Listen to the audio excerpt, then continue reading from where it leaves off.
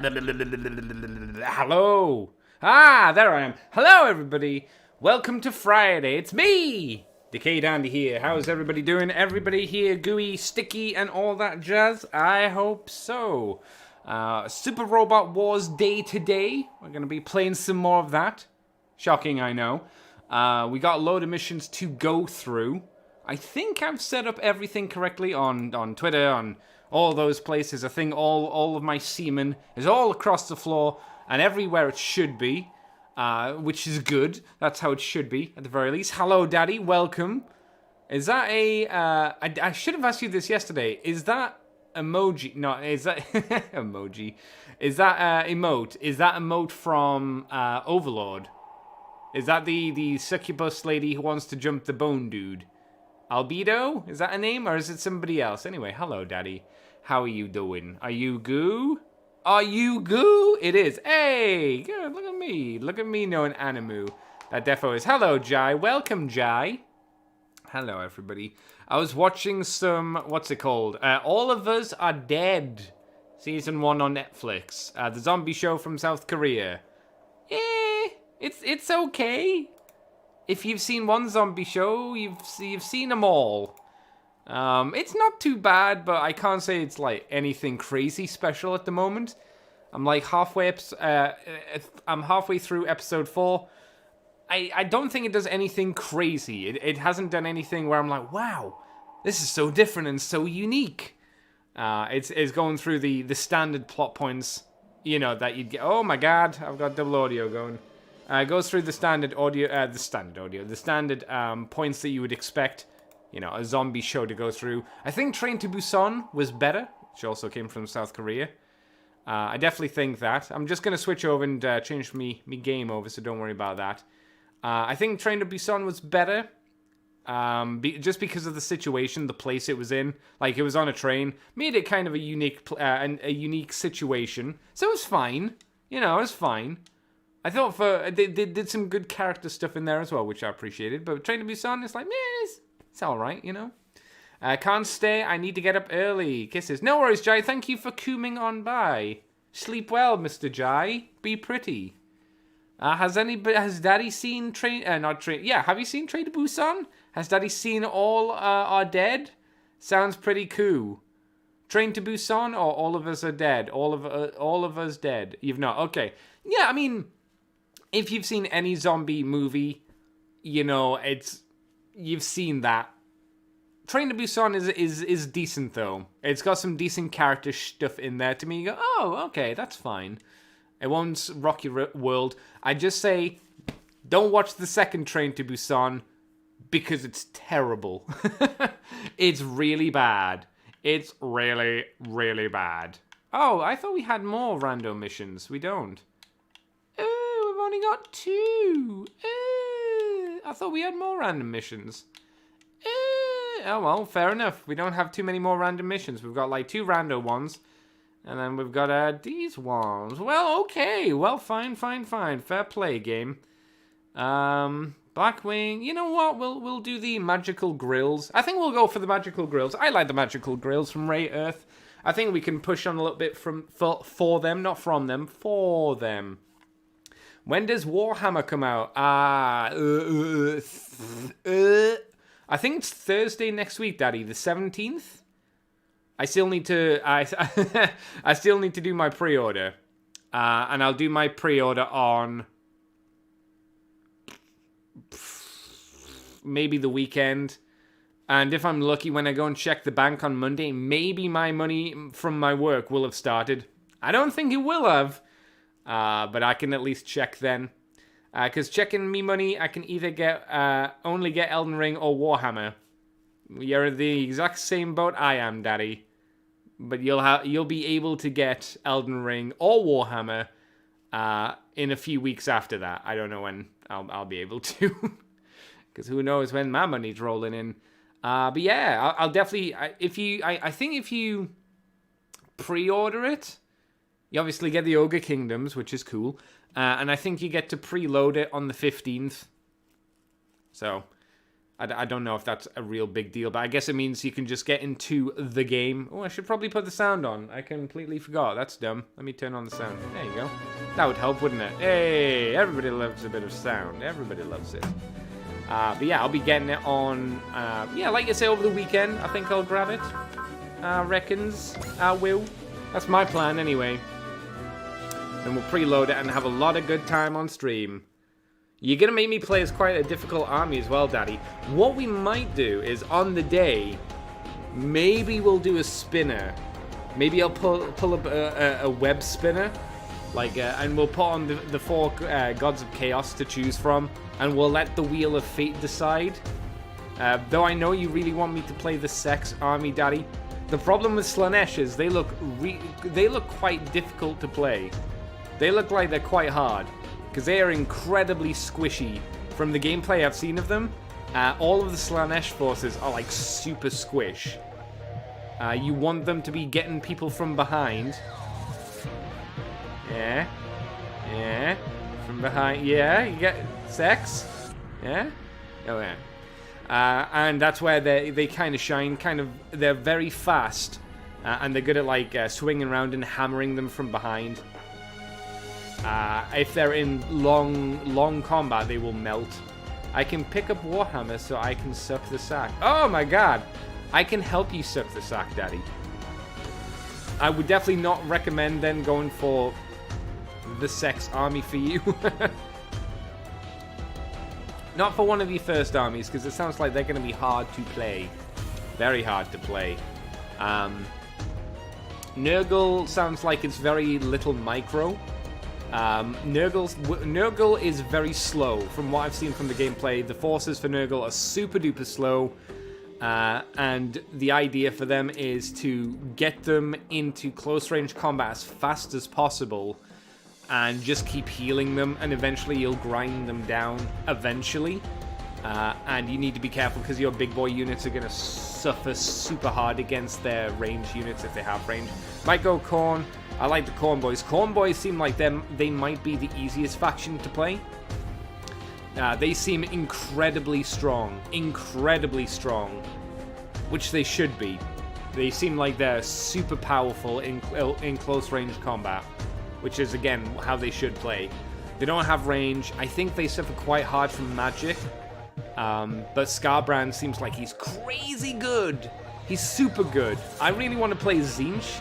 Because I like the Tzeentch boys. I like Magique as well. And it seems like Magique with the Tzeentch boys, with the Burbs and the Blue Horrors, is pretty strong. It's pretty OP. So we might have to try that. Alright, let me start reading. And that summarizes the result of our investigations thus far. Excellent work compiling that report, Chang'an. A flying black object spotted around Beijing referred to as Blackwing. What's her voice? There are reports all over that it's been doing a whole lot of damage. We gotta get to the bottom of this. I don't think that was her voice, but we're going with that for now. Judging from Chang'an's intelligence, we should assume this is some form of new otherworld forces weapon. It's just one troublemaker after another coming out of the blue hole, isn't it? Blue hole. Well, excuse us. Allow me to apologize for our fellow visitor's appalling behavior. Executive Officer Ryan Reynolds. No, it's fine, Princess Tarata. I'm grateful the Blue Hole gave me the opportunity to become acquainted with you. Oh! Simp! Yeah! You don't demonstrate half as much manners to us when you speak. Yeah, but because you don't have big bobs. He's not attracted to you. He likes the sexy ladies. That's why. Let that one go, Prince Aska. The EXO just happens to be into girls like my sister, who look meek at a glance, but are the savviest ones in the room. Yes, that's it. Ain't that right, EXO? Huh? So, yes, that covers what we're doing here in Beijing. So let's make preparations for the enemy's new weapon. Yay! There might be activities from the Zaldek forces sighted in the same area as the Black Wing. as where the Blackwing has appeared. I suspect we'll be fighting Zaldek here in Beijing as well. I suspect you might be right. Surprise, surprise. Oh, a new weapon! Those words are music to my ears. Why? What's gone into Ernie? You didn't have to yell so loud. Don't you see? Can't you feel your heart fluttering? A new weapon. It's a wonder how such a mundane, tasteless phrase could hold such dreams and mystique. Mystique? I know, right? I know just the feeling you're describing, Ernie. Dreams and mystique, yeah. I can understand that feeling, I think. The newfound power that breaks out of your own moment of dire peril. It does make your heart pound with anticipation when it's a friend, and with dread when it's an enemy. Okay, Suguru, I was pretty much expecting, but seriously, Koji, Guy, Amuro too? Hello, Aaron, welcome. Ernie stopped eating cookies in bed. Why is he not allowed cookies in bed, Aaron? Has Ernie not been a good boy? Is he not allowed a dog biscuit for today? It's a phrase that calls to a man's instinct. That doesn't sound weird. I kind of get it. If I saw giant robots, I'd be pretty hyped as well, to be honest. I'd be like, ooh! Like, if you saw the Pacific Rim robots just walking by your house, you'd be like, oh, damn! Ooh! At least I would be. Personally, my girl instinct makes my heart flutter more at the sight of your smile, Ernie. Ha! Gay! Yeah. That's a... Man, what was that from? That was from Community, wasn't it, that guy? Whoever he was.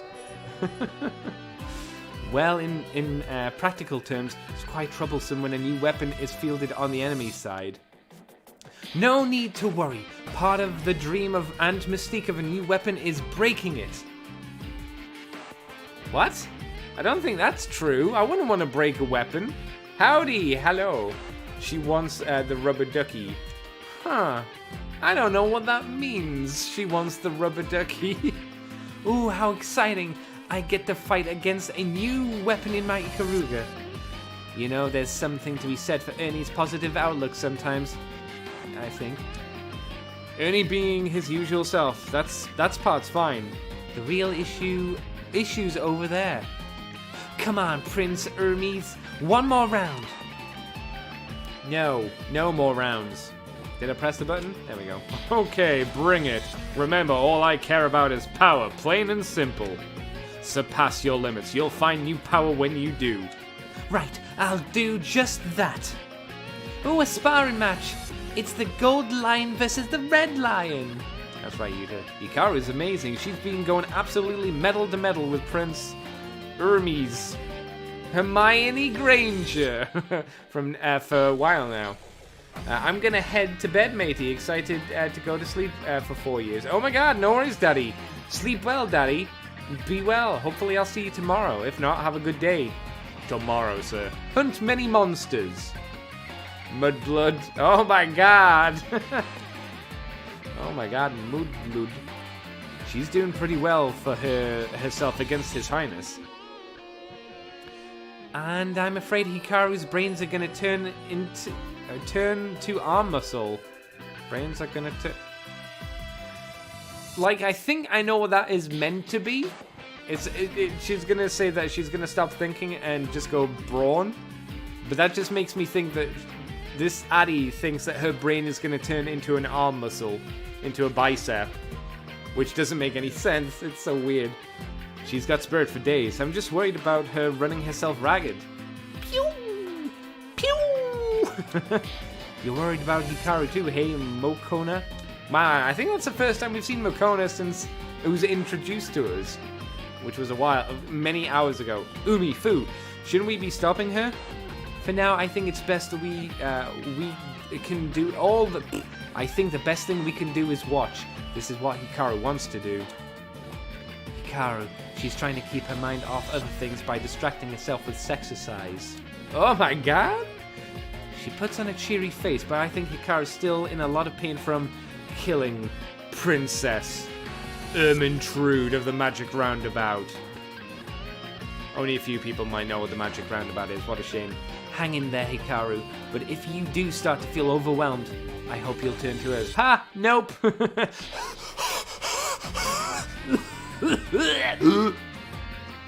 What's wrong, Hikaru? Giving up already? No! Not yet. I'm not. It's okay. Sometimes everybody needs a breather. How about a short break, Hikaru? Ernie? It's important to get into shape. You should have more fun with this. I'm not doing this for fun. But to be honest, your heart's gonna break if you keep this up. Oh! If you're gonna throw yourself into something, at least make it something enjoyable. I mean, that's a good message, right? That's not bad. Yeah, Ernest. Got a point. In his case, he's not afraid of pulling all-nighters when silhouette nights are involved. I pulled a triple night, oh my god, a triple nighter when doing the finished touches on my Ikaruga. 3 days of no sleep, you're not going to be working your best. I think, what, is it after 3 days you start hallucinating if you don't sleep? Is that right? It's something crazy like that. A triple nighter? Yeah. An all-nighter for 3 days straight? Oh no, don't do that. The only reason I could do it was because of my love of silhouette nights.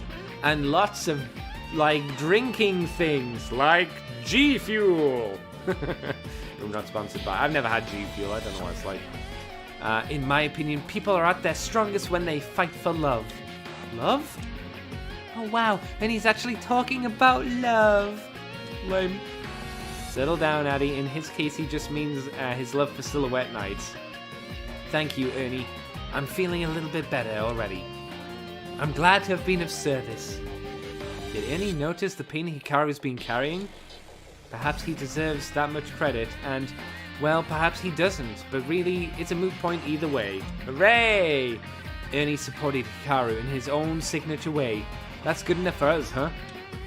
No. Nothing should ever be good enough. Blackwing.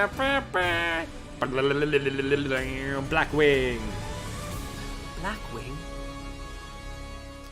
Wouldn't that be cool if it's a new mech? I don't think it will be, but you never know. Oh, wow, that's 1 or 2 boys. Oh, great. These guys again. Hey! Kick this bitch's ass a few times. I'll do it again. Oh, boy, I'll do it again. We'll take this one as usual. Fantastic. Now let's take the boys and make some fucking noise. Little man. Let's take the ones that will be related to this.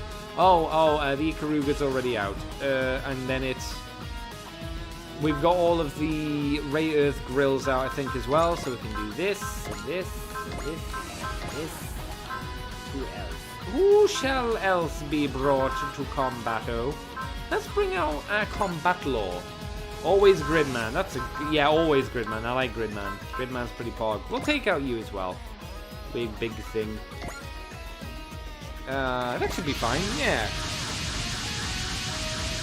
Actually, for the most part, it's always the Gespenst, because my Gespenst is really good, and I've designed it to be really good at moving around and grinding out MXP, which we need.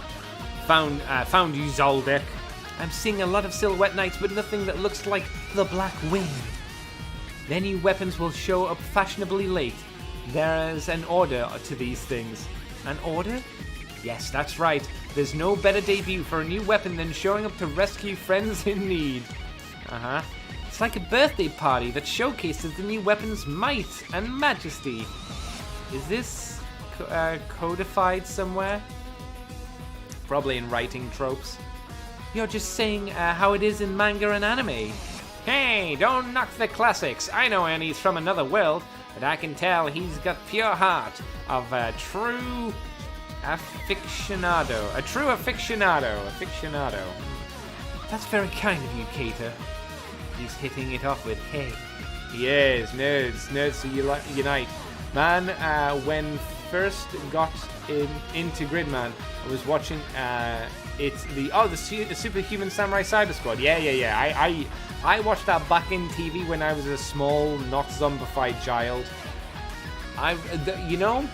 The good thing about Superhuman Samurai Cyber Squad, Tim Curry is the voice of Kilobyte. That's pretty good. And the song for the show is pretty sick as well. The actual show itself, rough. And my relatives come in, and my oldest cousin takes the remote and puts it on Power Rangers on me. I mean, I would argue the Power Rangers was the better show. It was the better show. It was better. Well, it was better made. It clearly had a better budget, and it had more interesting scripts. And I'd say even the Sentai version, like the actual Japanese version, Z-Ranger was again a better show than Denko Chojin. Is it Denko Chojin Gridman? I think it's something like that. Again, I would say it was a better show. Though I did like visually Gridman a lot. The Super Samurai Cyber Squad show. It did look cool, but it definitely didn't have the oomph. And I watched, I think I tolerated like 10 episodes of the Japanese series, and it's like there's nothing to the show. There's no ongoing progression of characters or anything like that. It's just, what's this random thing we're gonna fight today? And it's like, that's it. And you go, okay, fair enough. Never ceases to amaze me how much you fit right in this world, Ernie. That's your love of robots shining through, right? Exactly. So let's take out the frontline troops and bait out the new weapon. They think they're so great.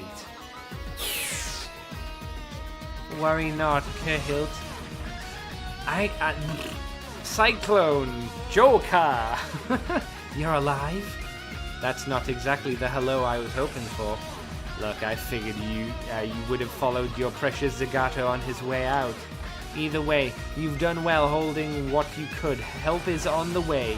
Sure, I'll take your word for it. Zaldek forces are preparing to intercept our forces. All units commence attack, destroy the front lines, and force them to field the Black Wing. Here I come, Zaldek. I hope your new weapon will be a fitting opponent for my Ikaruga.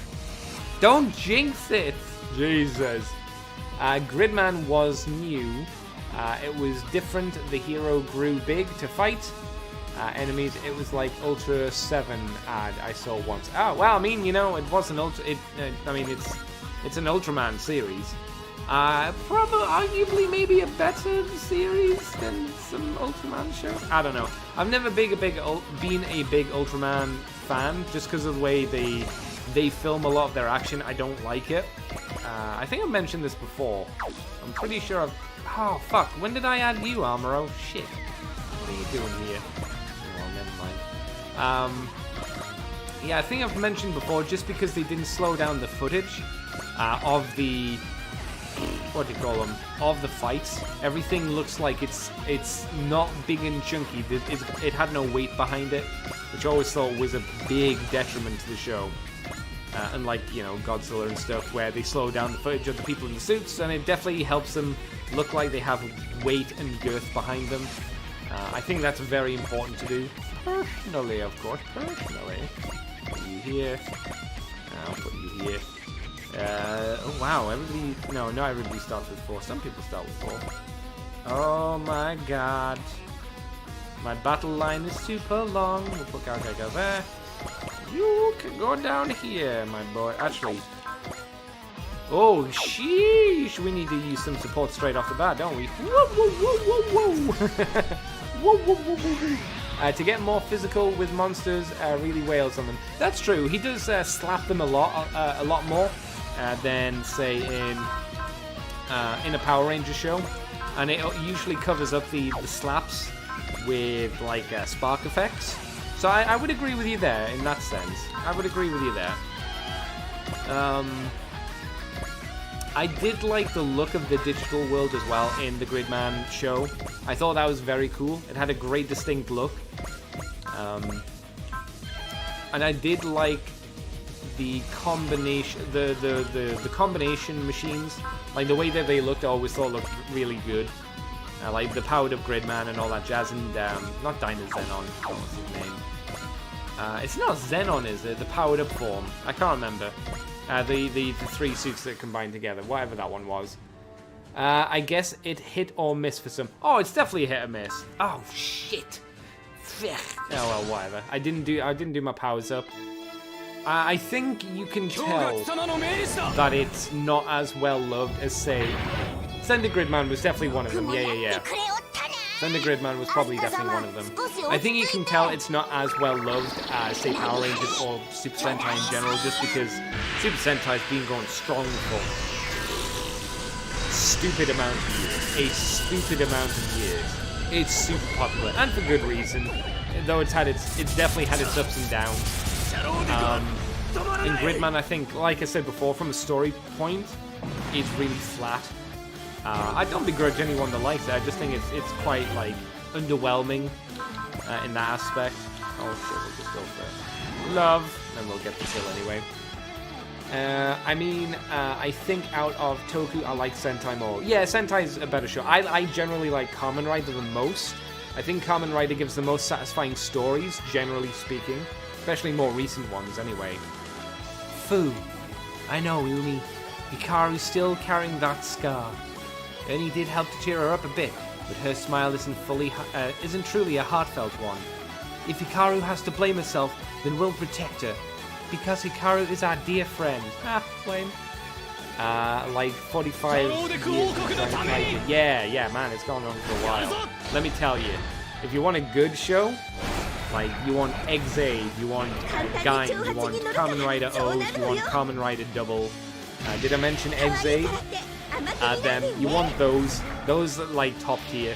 If you want the best, if you want good, in my opinion, these are for like quality stories, not just like cool action or stuff like that. Just solid characters, good storytelling, in the context of the shows that they're in. Sometimes even more so. For Sentai, it's Jetman, it's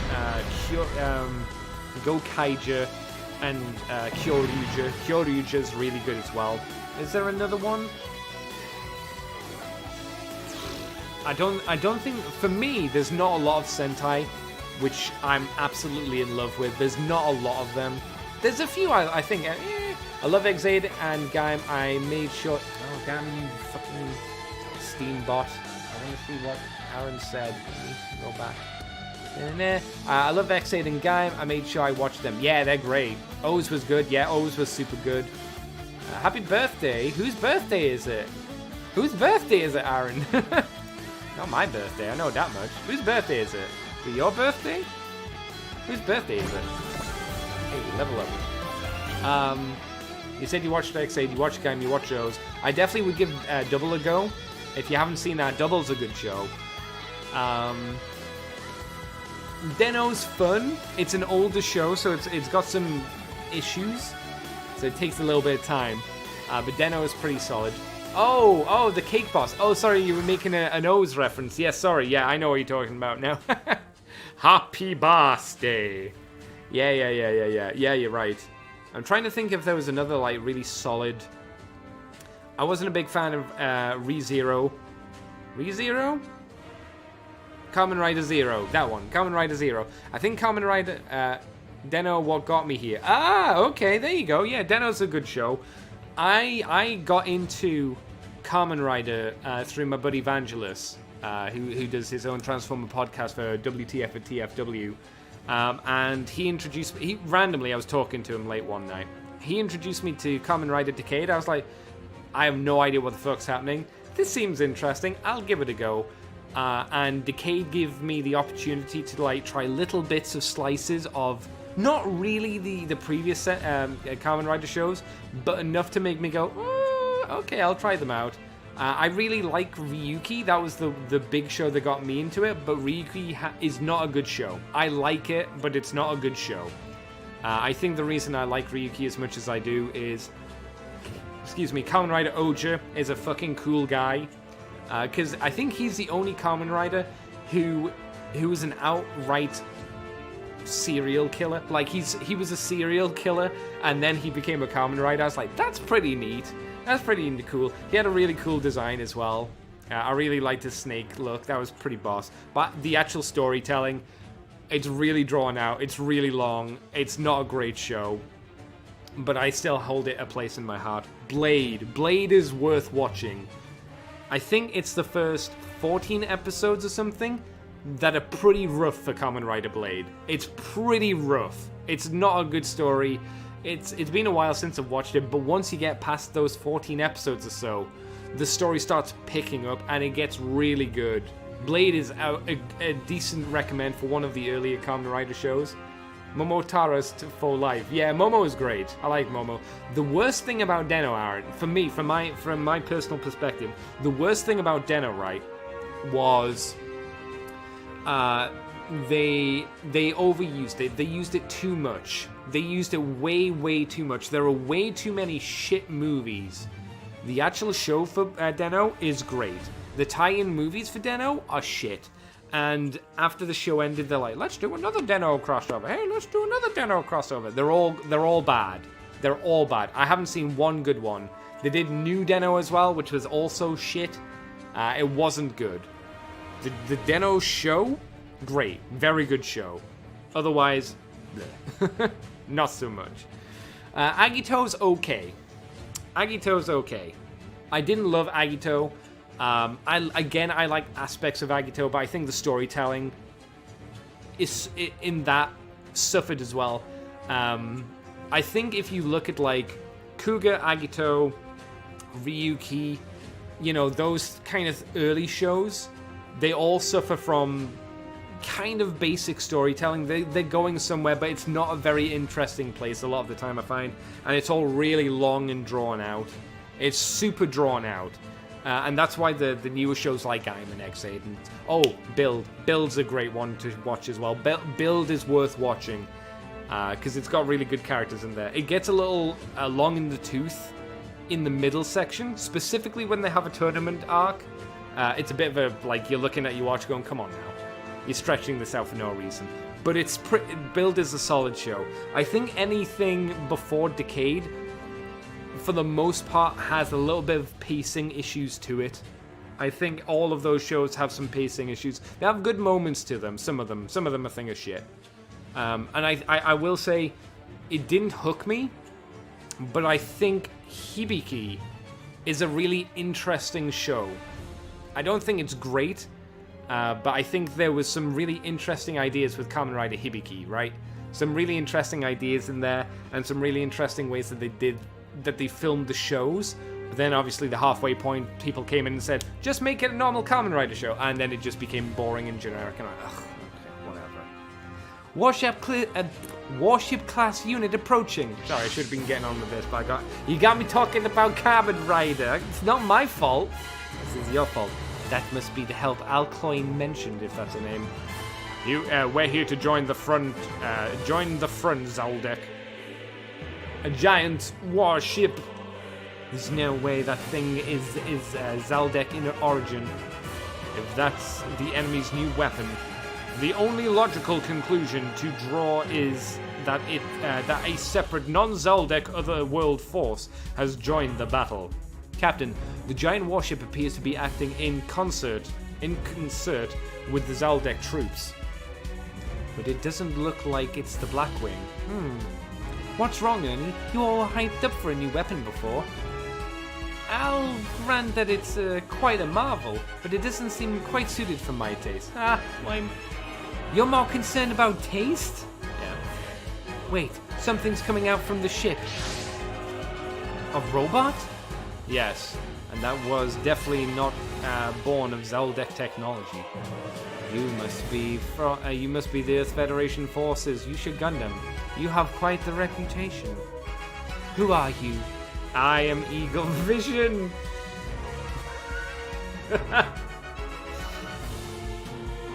Vision. Yeah, it's Eagle Vision. His name's Eagle Vision. Okay, fair enough. Commander of the Autozam Expeditionary Force.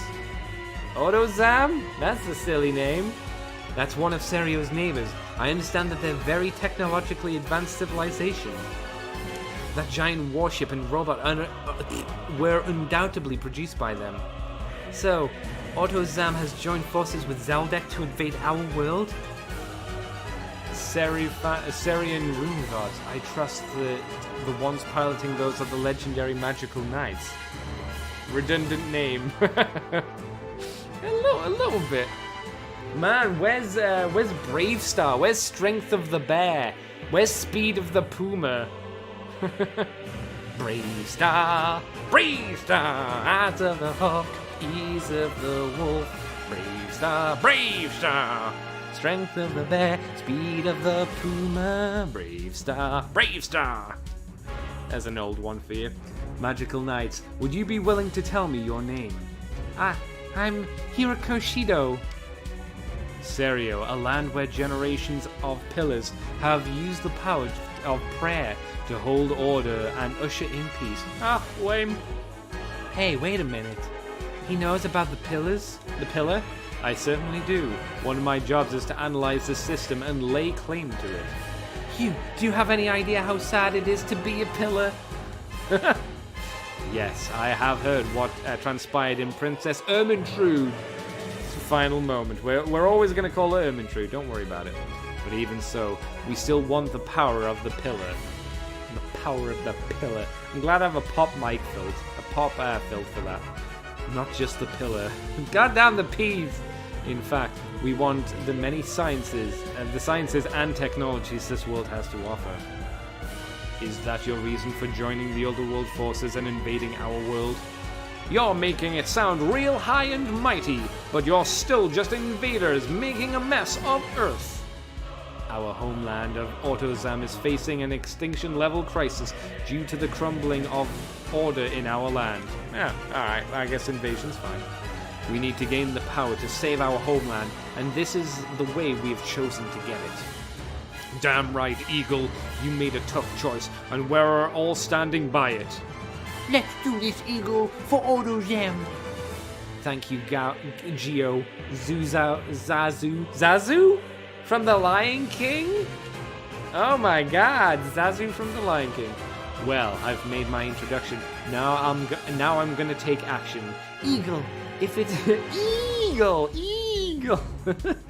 If it's the power of the pillars you're after, the power of the pillars, then we're gonna fight you. The enemy's new weapon is a robot piloted by a fated rival. Oh, what a delightful orthodox development. Does that mean you'll fight it, Ernie? Out of the question. I lack sufficient fatedness to face that rival. It would spoil the drama. Exactly. You totally get it, Ernie. This isn't the time, Kay. Attention, Autozam Commander. I am this guy. I'm this guy with a silly name. Don't worry about it. The second prince in the line after the current king of Firmavilla. Your reputation precedes you, Your Highness. Look, I'll give it to you straight. You need to stop messing with this world. Faran and Chizita have joined forces with the Yusha Gundam now. Yes, that's right. Autozam Commander, we must not fan the flames of war in this world any further. Goodness, this is a surprise. Imperial Princess Asuka of Faran and Princess Tarata of Chizita both present. But I'm afraid we are here because we fully committed to our course of action. You're just gonna plug your ears and refuse to listen to reason? Do we really have to fight? I'm afraid so. All units, intercept the Autozam forces. Target is their warship. Take down the warship and they'll be forced to retreat. The NSX is Autozam's trump card. It's not gonna go down that easily. Do we get to use this? Maybe we do. I'm counting on you, Geo. I'll handle the magical knights. If that's what you want, then you're on. I'd prefer it that way. If I want to claim the power of the pillar, then fighting the rune gods will be inevitable. I won't lose, Eagle. Let's get this started, shall we, Hikaru? FTO, go! Alright, victory conditions break the NSX. Okay, fair play. Okay. Grid demand, full power da! Alright. Okay. Now, if you wanted to ask me anything about, Kamen Rider. Yeah, I suppose you could do now. Now that we're doing things... Oh, I need to use my power parts. Don't be stupid, Andy. Don't be dumb. There we go. Now we got our sexy bonuses. Woo, woo, woo, woo.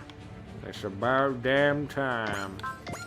7. Hell yeah. Let's go, Koji. Have you seen Garo, Aaron? I watched the first season of Garo, and Garo was pretty cool. It's pretty solid. It's got a little bit of it's a bit more adult orientated. There's a little bit of Vtuber in there, and a little bit more blue and all that jazz. It's not amazing, but I think it's quite pretty. It was quite a nice show. Like I say, I only saw the first season, so it didn't like knock my dick off or anything weird like that. But I was like, yeah, Garrow's fine. Garrow's alright. Garrow's not too bad. It's not lads. Definitely not my favorite though. I'm watching what's it called? Revice at the moment. Every now and again, I let episodes build up. Revice seems to be okay. It hasn't got to the point, I don't think, in Kamen Rider Revice where I'm sitting there going, oh fuck, it's going crazy. It seems to be okay at the moment, but like I say, I haven't been blown away by it. I'm not up to date on it, I must admit. I can't remember what episode I'm up to, but I am making my way through. The thing I really don't like about Kamen Rider Revice is the main suit is good. I like the main suit. I like the main suit's color choices. It's every other form it has. Every other form has a good silhouette and a terrible color scheme. Or just generally color placements. They're absolutely abysmal. A lot of those suits I think would work better if they changed the colors on them. At least for me personally. They'd look way better. Way better. They'd look so much better if they fiddled around with the colors on them a lot more. At least again, in my opinion. But that's just my opinion. Generally though, I think Revice is okay. Oh fuck, what's his demon called? Oh, I can't remember his demon's name. I think it's quite cute that Vice, it's Vice. I'm stupid, yeah, it's Vice. Re and Vice, yes. Vice's design's not bad. It's quite cute that they gave him a mask, especially since obviously we've lived through a pandemic. I think that's quite cute. But I'd love him to take off the mask. I'd love him to take it off. If it is very noticeable, at least I always noticed it was a mask he was wearing, and I'm like, you know, I'd like him to take it off, because I'd like to see what it looks like in the mask. Maybe I'll never see it, maybe they'll show it to us, like, at the end of the show or something, I don't know. But, yeah, I don't know. Revice, it seems to be okay at the moment.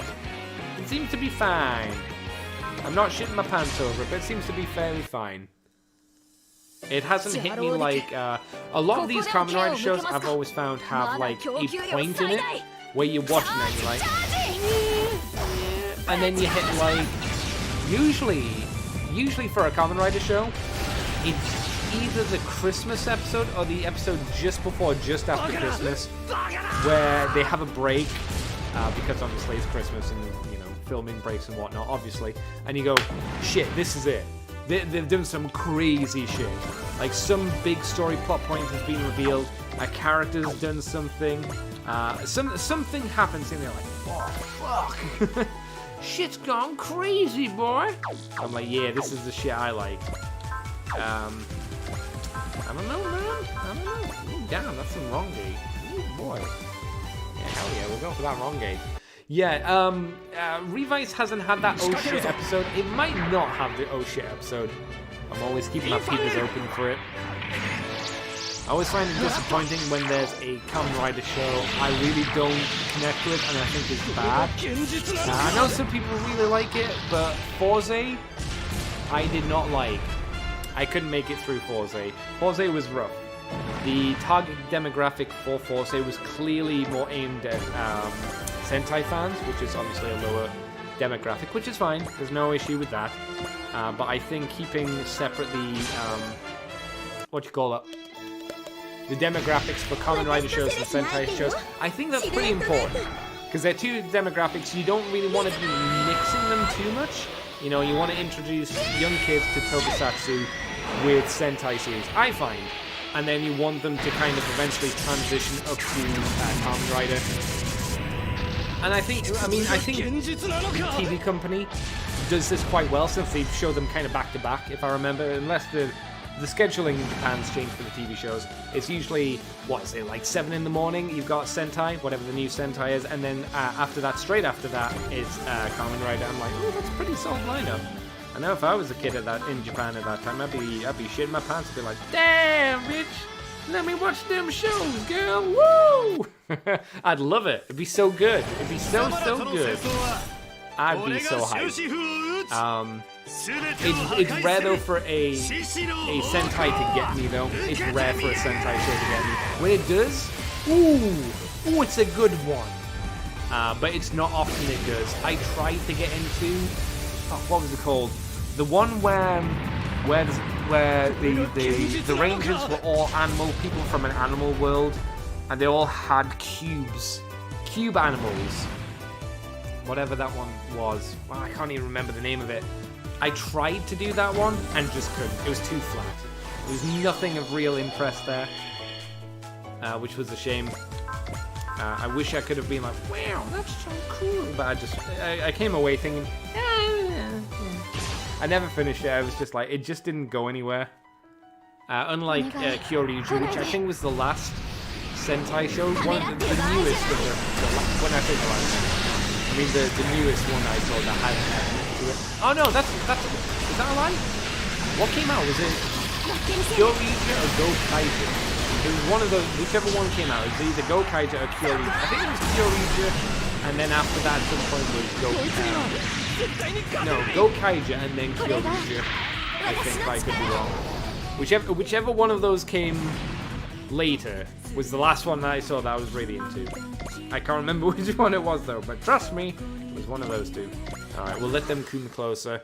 We'll ignore the ship, and then we'll murder everything. We'll push up the forces and get rid of all these guys, because we want to mine as much XP and money and PP as possible, guys. We've got to do it. Oh, what was the other one? Yeah, sure, good. Yeah, we'll go with this. Are we gonna get a comment? No comment, okay. Oh, Ghost. Kamen Rider Ghost was another Sentai show I was not a fan of. Man, they fucked Ghost. Ghost, in terms of writing, fucked itself. Why? Premise: your character is gonna die in 30 days. That was the premise of the show.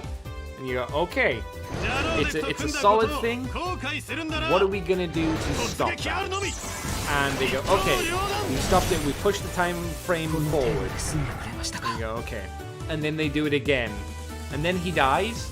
And then he comes back to life. And then I think he dies again. And then comes back to life a third time. You can only bring your... it's rare you can bring your character back once. And feel that there's some bite to your show. Because, character death is important. If you get rid of your characters and kill off your characters, that's not great.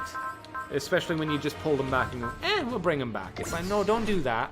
Because then death has no meaning in your show, and that's a terrible move. You should never do that. Death should always be a concern. Death should always be a concern for characters, I think.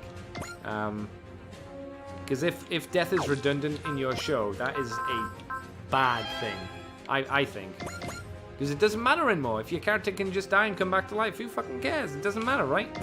Just like doesn't matter. He's dead. Is he though? Maybe. Maybe he is, maybe he's not. What's it matter? And you go, what a shame. What a shame. Plasma sword? Yeah, plasma sword. So that's why I didn't like Ghost, because it ruined its premise, and it made its characters very weak and redundant. Which is a shame, because I thought the suit design, at least for Necrom, I really liked the suit design for Necrom. Necrom had a great suit design. I even liked his terrible henshin belt arm wrist thing. I liked it. It was dumb, but I liked it.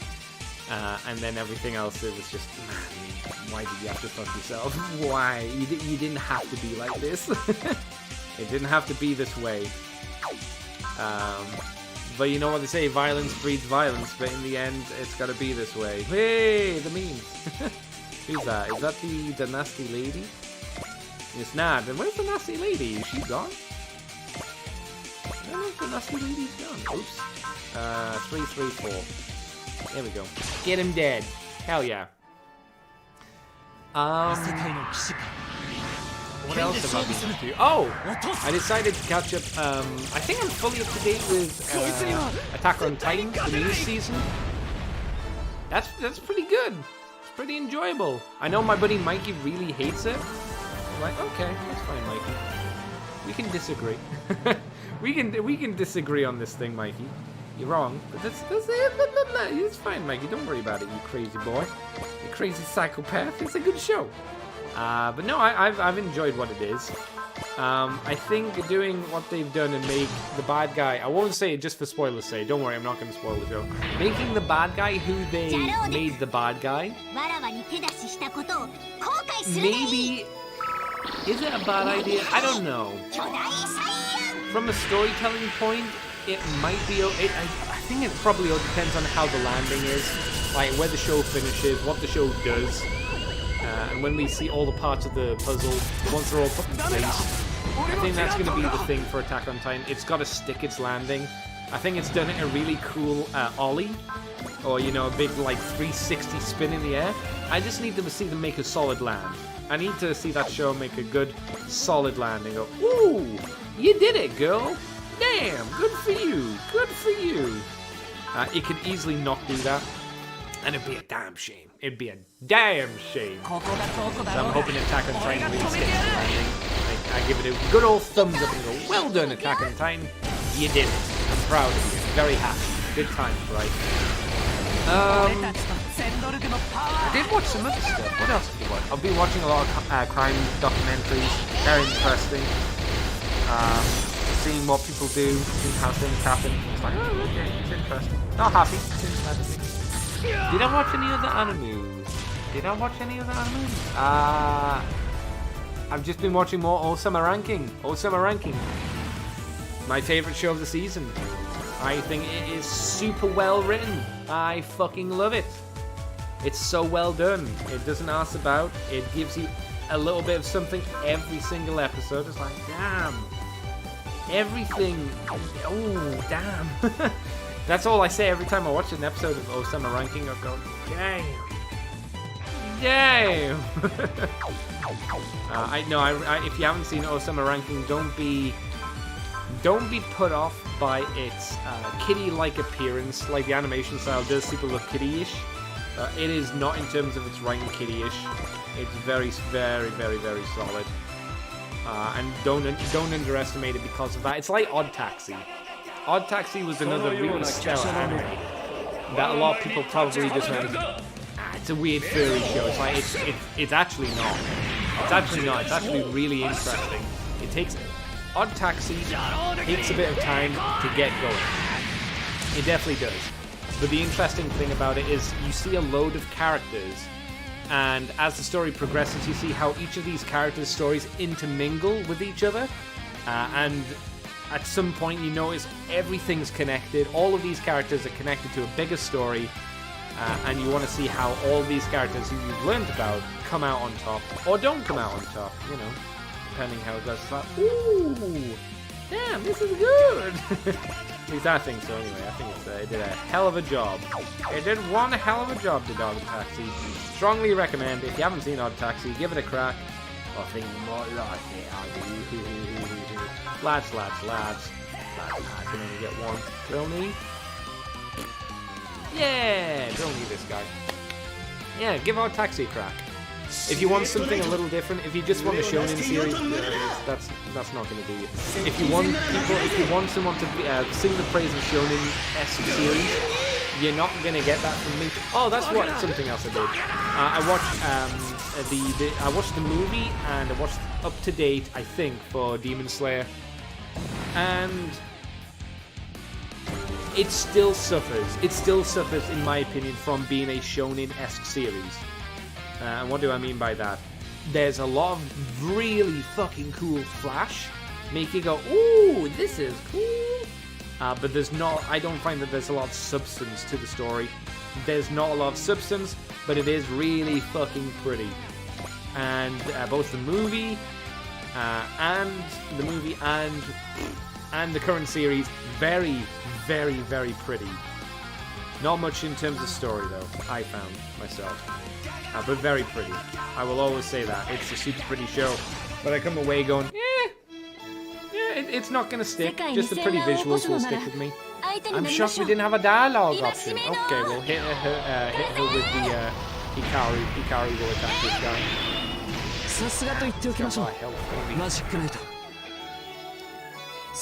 Maybe we'll reduce his health just a little bit. I think we've seen this attack. Yeah. We'll reduce his health and we'll have Hikaru. Ooh, Hikaru can... Wait. Oh.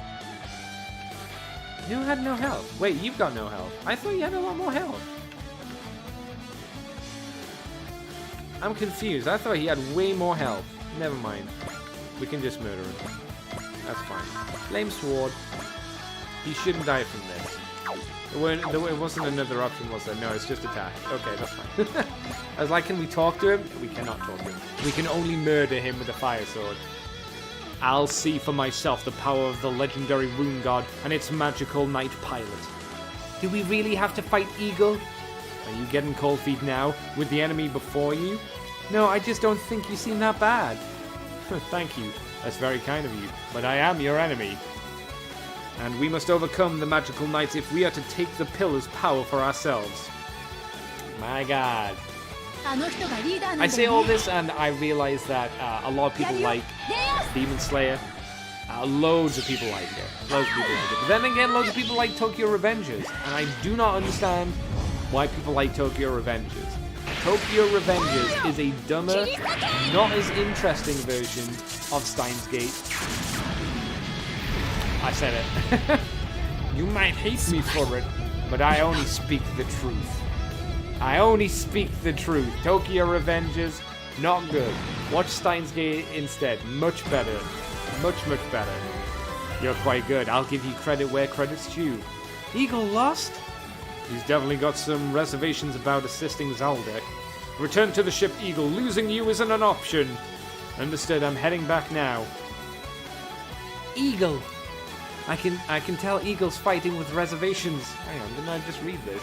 Because I am too. But I still can't stop, and neither can he. Okay, now we just have to blow that up. I guess we can just kill everything now, right? Right? Probably. Okay, I guess we can... Can we do a double of things? Double of things? No, we can't do double of things. What do we want? We'll go for everybody gets money. Everybody gets money. Oh, we can do multi-action. I'm stupid. I do apologize. Multi-action. Alright, let's fucking go. Can back you up. And what do we want? Iron Cutter? That's all we need, baby. That's all we need. Bam, bam, bam, bam.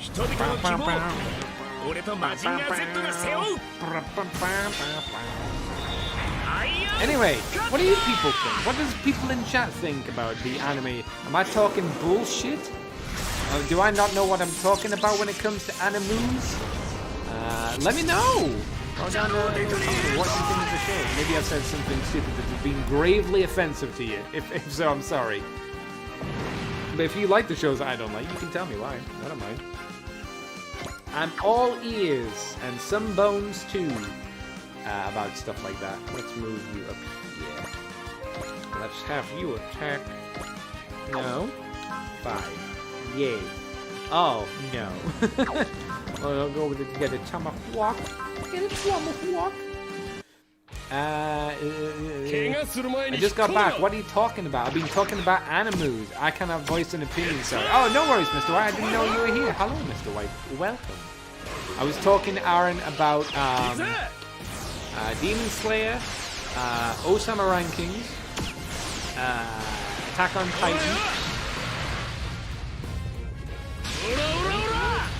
and some other stuff. Some other stuff of current animes at the moment I've been watching and whatnot. That's what I've been talking about. When I say that out loud, I understand, Mr. White, why you didn't comment. there's nothing for you to say on those topics. I'm 90% sure that you don't watch that stuff. Here's a question I can ask you though, Mr. White.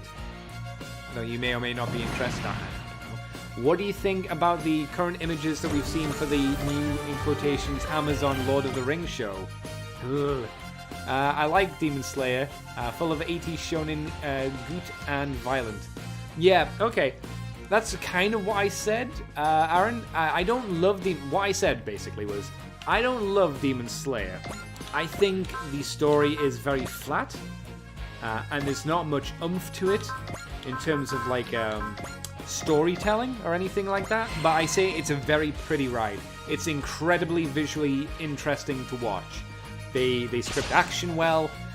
They've done all that kind of animation, all that kind of stuff incredibly well. I just don't think the story's there for the show. I think it's a very flat show with not much meat to its bones, if you would. I'll keep watching it because, you know, sometimes I like popcorn, and there's nothing wrong with a bit of popcorn, you know. Popcorn can be good. Like, that's why some action movies are great, and some, you know, even if they're movies, they're great, like Commando. Commando is a terrible movie, but it's so much fun to watch. Gasp, I understand. I've not seen the stills. I saw some very bland posters, and that's it. Okay, yeah, they've shown a lot of, not a lot of images, but they showed some stuff from the show, like some of the new characters and whatnot, and it's causing a ruckus online. And I think for some good reasons. You know, some people might disagree with that, obviously, but I think the people being angered at the people who are like, you're not following Tolkien. You're not doing, you know, what you said you do, and you're not doing the Tolkien thing that people are understandably miffed about. I don't think it's going to be good because I have zero faith in current media. Current Western live-action media, I have zero faith in it. So, we'll see. It's junk food entertainment. It's a bag of chips. Exactly, it's good. It's good, bag of chips or popcorn or whatever you want to say. Entertainment. I was also talking about Odd Taxi as well, which is a good, solid... If you haven't seen Odd Taxi, Aaron, watch Odd Taxi. It's a bit of a slow burn at first. Don't be fooled by the animation style and be like, oh, it's just a bunch of fucking furry animals. It's not. There's a lot more to it than that. The show is really good character stuff. I mentioned it earlier. I'll mention it again because you weren't here for it. It's got all these characters you meet. And at first you think, why am I meeting all these characters? And slowly but surely all of their stories intermingle together and mesh. And by the end you care about all these characters. You're like, damn, this is... damn, son, this is good. It's good. Odd Taxi is very good. It's a great show. Not my favorite show. I like Osama Rankings way more. I've got my buddy Mikey into it, and it seems like he's loving it too. I'm like, yeah, Mikey, of course you are. It's a fucking good show. Why wouldn't you like it, bro? Why wouldn't you like it? Kill him, Annie? Yeah, kill him. Yeah. Is he gonna talk to it? He is. Firma villain demon, you're a real pest. If my Ikaruga drives you to say that, then those words are music to my ears. You're talking complete nonsense and it pisses me off. It's pissing me off. Shouldn't be pissing on people. Let me just say that. Don't pee on people. Peeing is rude. It's rude and don't. No one should ever urinate, ever. Always hold your pee inside of yourself forever and ever and ever. Yay! Beat him. Alright, we got a thing. I got relegated to a minor part today, so I see no reason to act like a star hero. I'll just sit back and enjoy the show. Bye! Alright, okay. We go for you. You can go here. I'm gonna call him Aaron. It's not Aaron. The name's Amaro. Oh, you can do it twice? Nice. Let's go. Amarore. Amarore.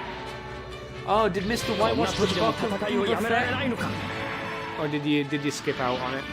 I hear some people really like the show, and other people have actually seen it. That's how I would describe it. Some people really like the show, and then other people have actually watched the show. Ooh boy, Book of Boba Fett. That Book of Boba Fett is a show that feels super much like they were told to film it in 3 days. There's so many fucking mistakes. So many mistakes in the Book of Boba Fett. There was a shot in one episode where it was an above shot, and they had it so you could like see the corner. You could see behind the corner of one of the set pieces, and I'm sitting there going, no. They've got a guy in a Wookiee outfit, and one of the shots shows like him lifting up his foot, and you can see the guy's shoe under the foot of the Wookiee's foot. It's like, no one fucking cared. No one gave a shit about filming Boba Fett. It's horrible. And the writing's the same. It's like, what happened? You've got so much money. You've got Disney money behind you. How can you not care? How can you not care? Why? Why does it have to be this way? Standing here, I realize I'm just like you trying to make history, but who's to say the right from wrong? Do, violence, breed violence. Can we do the super sword? Let's do super sword. Let's get you the Doge too. What are you getting here? Get out of here. Get out of here. Amazon has more audience appetite for its Lord of the Rings than poor old Age of has with its Game of Thrones prequel. Yeah, I would agree with that. I think the thing for Lord of the Rings is it's going to be carried purely by its name. It's going to be carried purely by the fact that people go, I remember the Peter Jackson movies being good, and you'll be like, because they are very good. Because Peter Jackson respected Tolkien's work and tried his best to edit out the things that were probably the least important and keep the most important things, the essential things, and the only bits he added, I don't know what the only bits he added. Bits that he did add, like Legolas being a video game character, people generally don't like. Because Legolas went a little bit too far. Legolas was a little bit too much like a video game character by the Return of the King, and I think everybody can admit and kind of just roll their eyes and go, oh God's sake, Legolas, come on. I know you're meant to be super cool. I know everybody has an orgasm for you, Legolas, but calm the fuck down, bro. Jesus Christ. You need to calm your tits, Legolas. But if we look at, I think a good example, if we look at The Hobbit was a fucking mess. It was a fucking mess because they decided to add shit. And I think that's what they're going to be doing with Lord of the Rings on Amazon. Because it's not that much pages. And it's an appendices. They're going to be filling it in with their own shit. God, good luck with that. Fave looking Gundam. What's mine? You mean what's mine? I think I rather read the book for Lord of the Rings. That's fine. That's perfectly fine. If you want to read the book for Lord of the Rings, that's okay. I think the movie adaptation Peter Jackson did was incredible. It was incredible. The amount of time and effort and work that was put into that was monumental. Monumental. It was so well done. I can't believe The Lord of the Rings was even able to be contained into a movie. I was so impressed by it. Even the original theater cuts, obviously the extended versions are the way to watch it. That's the only thing. Perfect winter reading. It'll get you through the winters, that's for sure. No spoilers, but the Book of Boba Fett seems to have been a rushed COVID impact mess. That is clear. That is clear. That should have not been done. Agreed, 100%. The fact that the best part of it was the Mando season. Yeah, like the Mando episodes, they're not amazing. I don't think there's anything amazing about those Mando episodes, but there is a stark difference in quality between those two Mandalorian episodes and the Book of Boba Fett. And the annoying thing is, the Book of Boba Fett, the premise behind it, the actual idea behind the Book of Boba Fett, right? It's not a bad idea.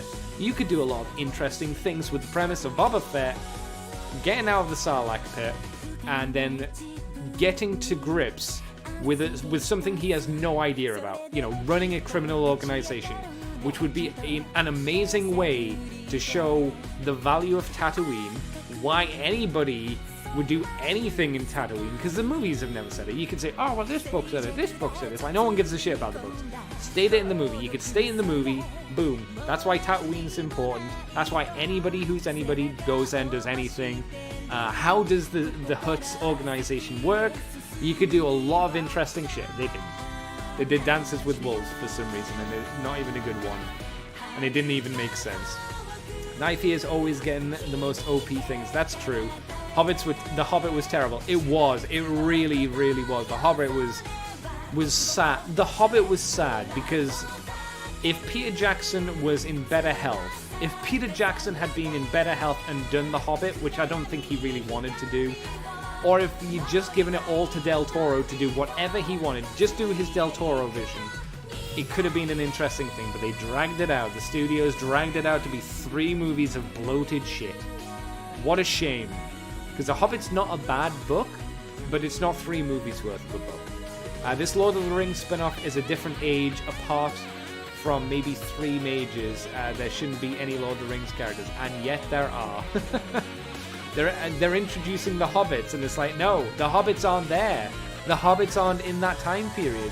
They're not even close. I think they're, like, what is it? The Silmarillion takes place, 1,000 years before Lord of the Rings?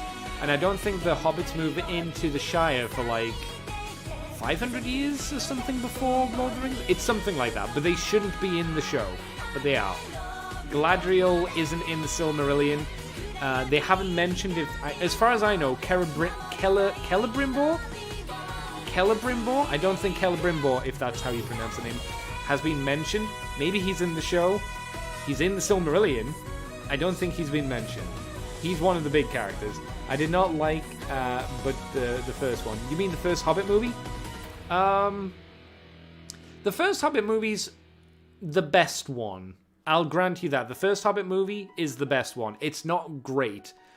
I think they really shot themselves in the face. I'm sorry, I'm wanting to go through these messages because I've got stuff to say. I've got stuff to say about this, so do excuse me. I think The Hobbit shot themselves in the face when they decided to make the White Orc CGI. That was, no, don't do that.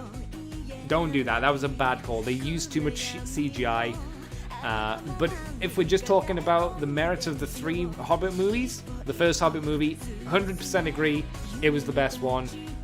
Doesn't hold a candle to the normal Lord of the Rings films, but yeah, it's definitely the best one. Writing for Boba was awful. It wasn't helped by some really poor directors. So true. Very, very true. Oh god, there's so much terrible writing in Boba Fett.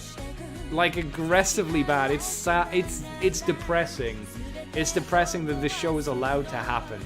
And don't get me wrong, I don't think The Mandalorian was super well written. I think it's a pretty flat show, generally. But Boba Fett just took it to a whole new low. A whole new low. It's depressing. Hello, Axel Palpay. How's it going, my dude? The Silmarillion is the entire age, so bloody massive that Lord of the Rings is just a paragraph. Yeah. I think the Silmarillion, there's an idea in the Silmarillion. You could do something with the Silmarillion. I totally believe that. I don't think people should do something with the Silmarillion. I think that's the important thing. I think that's the distinction.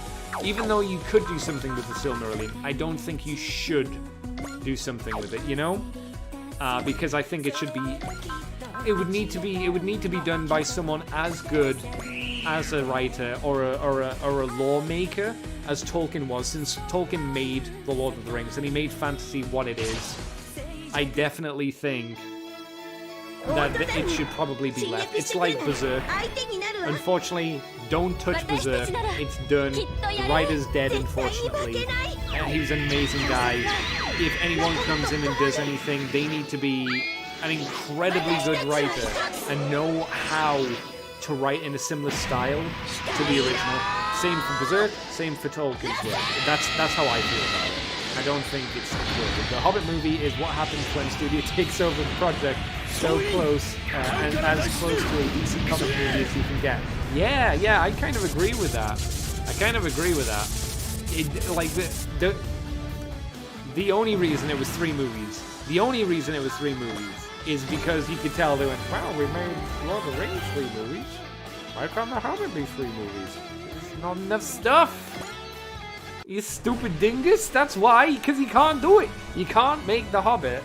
Into 3 movies. You just can't do it. I promise you can't, and they didn't. They tried, they failed, they tried their best. I don't think anybody who worked on The Hobbit was trying to make a bad film. I don't think they were. I think they were trying the best. I just think they weren't giving us as much money. They weren't giving us much time. And studio just kept touching. They just kept poking it before it was done, and it made a mess of everything. They should leave Lord of the Rings alone, and then maybe try a new version is 20 years. I can see what you're saying by saying, like, 20 years, make a new one. I don't like the idea of it. But I could see, like, there could be an argument for, like, in 20 years' time, make the Lord of the Rings again. I don't like the idea of it, mainly because I don't think they do. I don't trust Hollywood enough, basically. I don't have enough hope for Hollywood that they would make. They would try to do something different, and it wouldn't be a phone-in, like a lot of, like, redos and reboots and everything like that. It's just kind of a, ugh, you know? I may maybe insult you, but I like Raskin Bass Hobbit. Oh, the cartoon movie.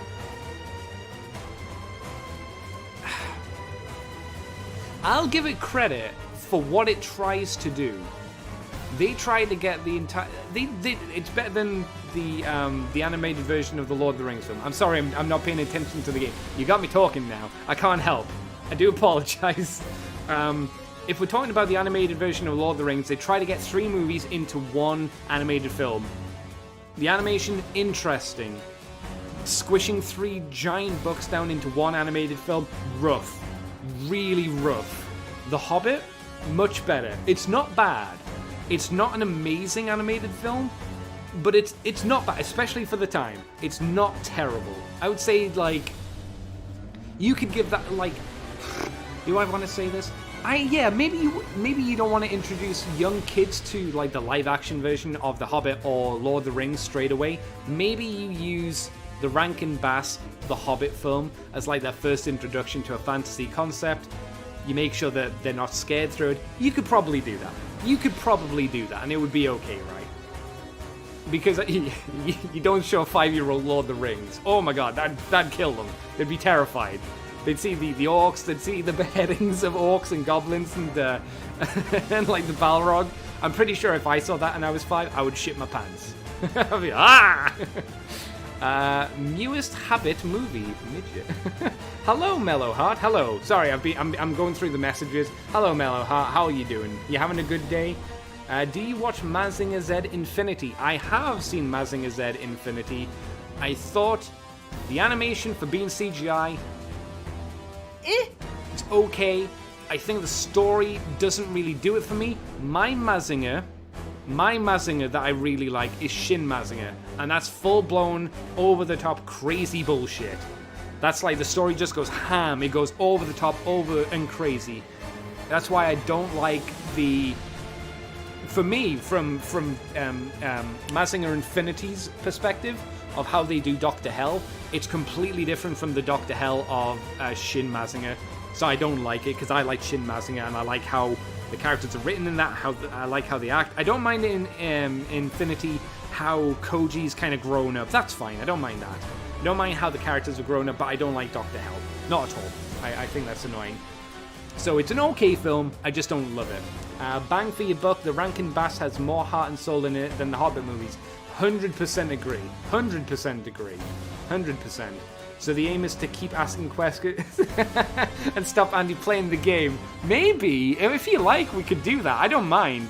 I do apologize for people coming in and are like, why aren't you playing fucking robots, Super Robot Wars? Because people are asking me about things I actually have an opinion on. So I can actually talk about it. Because, man, I love the Lord of the Rings films. If I could, if my job didn't restrict, and obviously, you know, viruses going around the world, if I could, I would love to go on the holiday where you could go and tour the New Zealand site for Lord of the Rings, because you can go to Hobbiton and stuff like that. I'd love to do that, because I think that'd be really interesting, because the sets for that film, whoo, they were so good. And that's one of the things about, like, the Lord of the Rings films. There was so much care put into that. So much physical stuff that still exists, where you can go and see it and go, oh shit, that was so good. It exists. Sweet chef's kiss. Oh no, We're trapped in a discussion that he loves. I know, it's terrible, right? to be fair, like, it might put people off because they might come in and they'll be like, this should be a Just Chatting stream or something like that. But like I say, you got me going. This is your fault, not mine. At the end of the day, do I have hope that the Amazon Lord of the Rings show will live up to the Lord of the Rings movies? No. Do I think it'll live up to the Hobbit's films? That's a question. If I'm gonna be honest and cynical, I don't think so. I think that the Hobbit movies will have more heart in them and more Tolkien in them than this adaptation of the Silmarillion. I don't know the Silmarillion super hardcore. I'm not gonna pump up myself and be like, I know every page of the Silmarillion. Boop, boop, boop. I don't. I honestly don't. But I know bits and pieces, and like Mr. White said earlier on in the conversation, he mentioned that it's not just an event like Lord of the Rings, which is, you know, it's not just, you know, it's I think Lord of the Rings spans over like 5 years or something like that. It's a long period of time because it takes a long fucking time to walk from the Shire to Mordor with all the adventures in between. The Silmarillion, like you said, is an entire age. It's 1,000 years in, what is it, 150 pages or something like that? And if they're doing one event, they're probably going to do like the downfall of Numenor, right? It's going to probably be something like that. The downfall of Numenor. And it's like, I don't know. The business reason is obvious. They want to make money. I get it. I just don't have faith that they'll do it well. I'm happy to be proven wrong. I'll be so happy to be proven wrong and just go, oh wow, no, they did care. They did an amazing job. I have seen the pictures of Galadriel. I would argue Galadriel shouldn't be a warrior queen leading armies. I don't think that was what Tolkien envisioned for Galadriel. The way I always looked at Galadriel was Tolkien's interpretation of the Lady of the Lake, right? When I look at Galadriel, to me, that's what she says. She's the Lady of the Lake. She's the ethereal, spiritual kind of... If you're going to give someone a quest, Galadriel's going to give you that quest, which is why she gives all of the hobbits and the Fellowship an iron, which, again, feels to me like the Lady of the Lake. She gave Arthur the sword, Excalibur. Similar. I'm not saying it's one-to-one. I might be wrong. I'm not a historian on Tolkien or anything like that, but that's how I always took Galadriel. I don't see Galadriel leading armies. I really don't, ever. She doesn't come across as that kind of character to me. But clearly in this show, that's what they want her to be. And it's like, okay. Not for me personally. Maybe they can make it work, but I think it's going to feel out of character. Did you ever see Jenny Nicholson expose on the poor treatment of the expanded cast on The Hobbit? I think I did hear about... Oh, what was it again? Can you remind me, Mr. White, what exactly it was? Oh, no, yeah, the industry stuff. Yeah, I did. Yeah, oh, man, yeah, there was a lot of fuckery around with the industry. Yeah. And the way that the film screwed over the New Zealand film industry. I did hear about that. That was some bullshit. That was, like you said, definitely some corporate horse shit going around and making a mess of things. Here's a question for you, chat, which if you want, you can go and have a look and let me know, or not. Do we know if the new Lord of the Rings show is being filmed in New Zealand, or is it being filmed somewhere else? Because I don't know. I don't know if that's the case. It should be filmed in New Zealand, because obviously that's where the Shire is. That's where Rohan was. That's where you get all your amazing vistas and your amazing scenery. Oh, it's all in New Zealand. It's an amazing place. Again, excuse me, which is why I'd like to go there one day if they ever allow zombies on planes again, and I'm allowed out of my crypt. I don't think they're filming there. Maybe I'm wrong. I hope to be wrong. I suppose... No. No, the only other place I would like think of filming is if you were gonna film in for the where the Easterlings come from. The Easterlings come from obviously the east. I don't remember what that side of the map's called though. Whatever's that way. If you wanted to do something with the Easterlings, and I don't think you do, you could film in a different location for that. I guess you could do that, 100%. The Hobbit is just the prequels, but came out fast. It did come out very quickly. Yeah, it was just like we were talking about. The Hobbit was just a money maker. It was just, we've done Lord of the Rings, we've got the Hobbit. Should we do the Hobbit? Yeah, we'll do the Hobbit. It's like, shit. And that's why you didn't. That's why it was pumped out as quickly as it was. It's why there's so much CGI in it instead of real life effects. It's all that stuff. Okay, I'll wait for you guys to type some more comments if you like, and I'll read some of this story and get us going a bit more with this. So I do apologize. Here we go. Okay, damn, they're doing a number on the NSX. Watch me now not be able to read.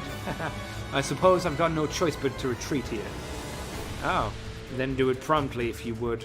You're all in my way. Oh, he's in a dragoon. What is that? The Black Wing. So that's the new enemy weapon. Oh, look at this fucking nerd. Look at that. Look at them standing there all slack-jawed in their machines. One and all. And why wouldn't they? At long last, the advent of my finest creation, the Wyver. Wyver? Is upon us. Lord Kojas, you're welcome to rejoice all you like, but remember that I am the one in command here. Believe me, I know, Staff Officer Dorothero. Dorothero? We'll go with that. And I'd like you to remember something in turn. In the unlikely event that the Wyver, if that's what it is, happens to lose, the fault would lie with the incompetent commander who failed to use it to its full potential. Duly noted. A giant weapon modeled after the ancient Drake demon beast? Frankly, I'm surprised to see Zaldek making such a thing. The demon of Femavila and the magical knights, all of Zaldek's enemies are here in one place. Pardon me, if you would. I'd like to extend some greetings to them while the time is right. Do you hear me, Ernst? This guy's long stupid name. I am Hiroshi Kojas, the developer of this Wyver. I've heard of you. You're the man who created Zaldek's levitate ships. I'd always hope I could meet you and pick your brains about the technology involved. Hey, just in case you need a reminder, that's the enemy you're talking to. I just figured we could find common ground as fellow engineers. Interesting. Am I a demon in your eyes? A shame. I'm not the least bit interested in that thing. I'm sorry, would you care to elaborate there? A silhouette knight, flying? That's just pointless. There isn't even the slightest shred of logic to it. If I may, Kojas, from where I'm standing, giant weapons made in the pursuit of raw power are truly what lack respectability. You're exactly what I expected. Someone I could never possibly see eye to eye with. More's the pity, Kojas. In that regard, we'll see eye to eye all too well. I think that's enough chit-chat, Lord Kojas. We'll trounce the lot of them with the Wyver. Certainly. Let's keck things off, shall we, Keck? Ernie, this thing's way bigger than all of us. This calls for teamwork. Lame. Nuh-uh-uh. You're playing with me, Hikaru. Huh? I'll pause, listen, you dudes. I've never seen that kind of monster before. And that one's no monster. That one's at the fore. It's a rune guard. Keck things up. No.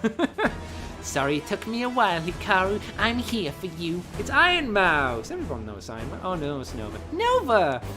That's right, it's me, Nova. Born for you. Born for you, Hikaru. What?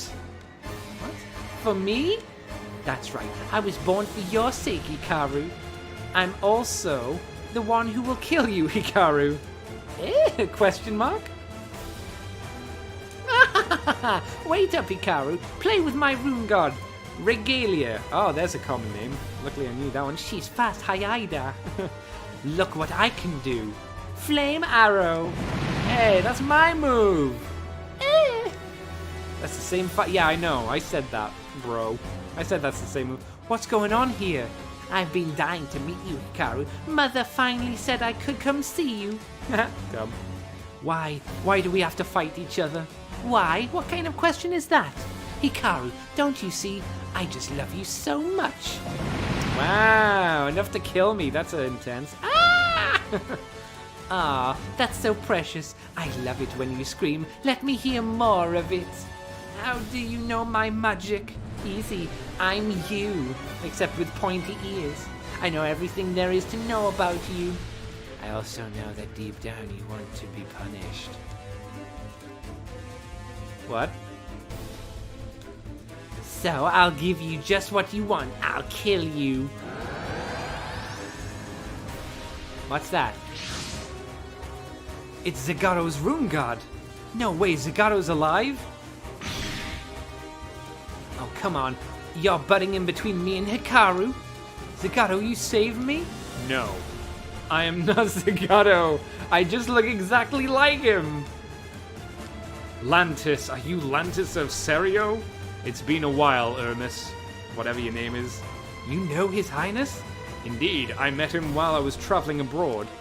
That magic light, did you just come to this world from Serio? The hell is that rune god? Isn't that is the one Zagato piloted? It's more like a mirrored version of Zagaro's. Ah, shut up. Nova, I'll kill anyone and everyone who butts in when I'm trying to play with Hikaru. Geo, take this moment to retreat. Are you sure, Eagle? I am certainly acting as the commander of Autozam. The mission takes priority. Bye. Autozam retreated. I don't care for that black-winged rune god one bit. Here's my wyvern having a grand debut and it shows up to ruin the show. But the monster it brought are the same ones that the same ones being offered by our allies, which suggests that rune god is not an enemy to Zelda. Understood, Staff Officer Dorthero. Thello? I'll defer your judgment, but I do pray you make certain the wyvern swats down that pesky demon. All units intercept the rune god called Regalia and the warship Wyvern. If we can take out the key players in this enemy's force, victory is assured. Sorry, Ernie. I'll have to ask you to handle the Wyvern without me. Consider it done, Hikaru. After the way he insulted my Ikaruga, I believe I need to send a firm message. Hikaru. If Nova is after you, then we'll protect you. Thanks, Umi, Fu. Watch yourself, that's a formidable foe. Are you offering to help? That's what I'm here for. I'll look at the chat once we've got to the gameplay, because I can feel it coming. I can vouch for him, Hikaru. He's good. You can lean on him. When you're not strong, I'll be your friend. Not your buddy guy. Your name was Lantis, right? He didn't actually... Oh no, everybody else said his name. We'll work together then. Yes. Hikaru, who cares about that loser? Come play with me. If you want to fight, I'll give you one, Nova, and I won't lose. Ah, cool. Okay. Sorry, let me come on, mouse. Let me go and check what people said. My apologies. Sorry, not Jenny Nichols, another person. I can't remember who it was, actually. I hate how the Hadland deliver the epic liner. I'm Gandalf, and Gandalf means me. And Gandalf means me. Dude, just like he's saying it under his breath, like he's almost embarrassed. The Hobbit, a long expected... Oh, it was Lindsay Ellis. Yeah, I remember that video, Mr. White. She covers the whole mess, 1/3 on Studio Mess. That's right. It was a good video essay, actually. Well worth a watch on YouTube. I recommend it as well. It was interesting. My oldest mate is out in New Zealand working on effects for Weather. Oh, wow. Another studios. It's taken a pounding despite its victories dealing with the... Oh, I'm not surprised. You know someone who works at Weather, Mr. White? Damn, son. That's cool. That's fucking sick. Damn, you should get him to send you stuff. Lantis is a great solid unit. Is it Mellow Heart? Is it worth investing in, would you say? Also, Lantis, what a silly name. I'm sorry to be mean, but your name is dumb, Lantis. Let's move these guys over here. Yeah, we'll do that. All ships, move over. Axel. We'll set up the boys and we'll make some noise. Axel.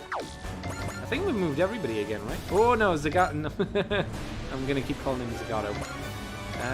Let's give you some...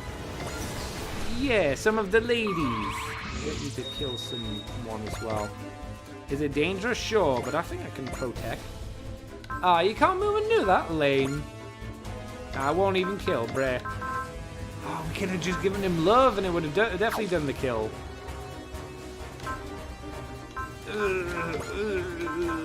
We'll do wall. We'll protect. We'll protect. All of his attacks cost 0 EN. Oh, wow. And the second attack can hit... wow, over 175k. Damn, that's a lot of dudes. Chimera. So this is the world where the magical knights are from. It's so different from Serio. Lame. Primara, stay quiet when we're fighting. Sorry, Lantis, I'll do my part to support you. Ooh, ooh, ooh. Please do, I have to fight. For the sake of the hopes that have been entrusted to me. I wonder what his attacks are like. Are his attacks cool? Ooh! Yeah, I forgot that Zagato's room god dude looked neat.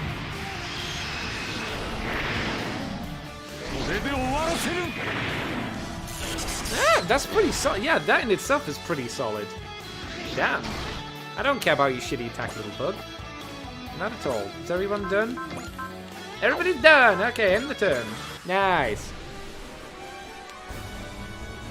Oh, so does anybody know if the new Lord of the Rings show is actually taking place in New Zealand or not? Being filmed there, I should say. Say it the right way, Andy.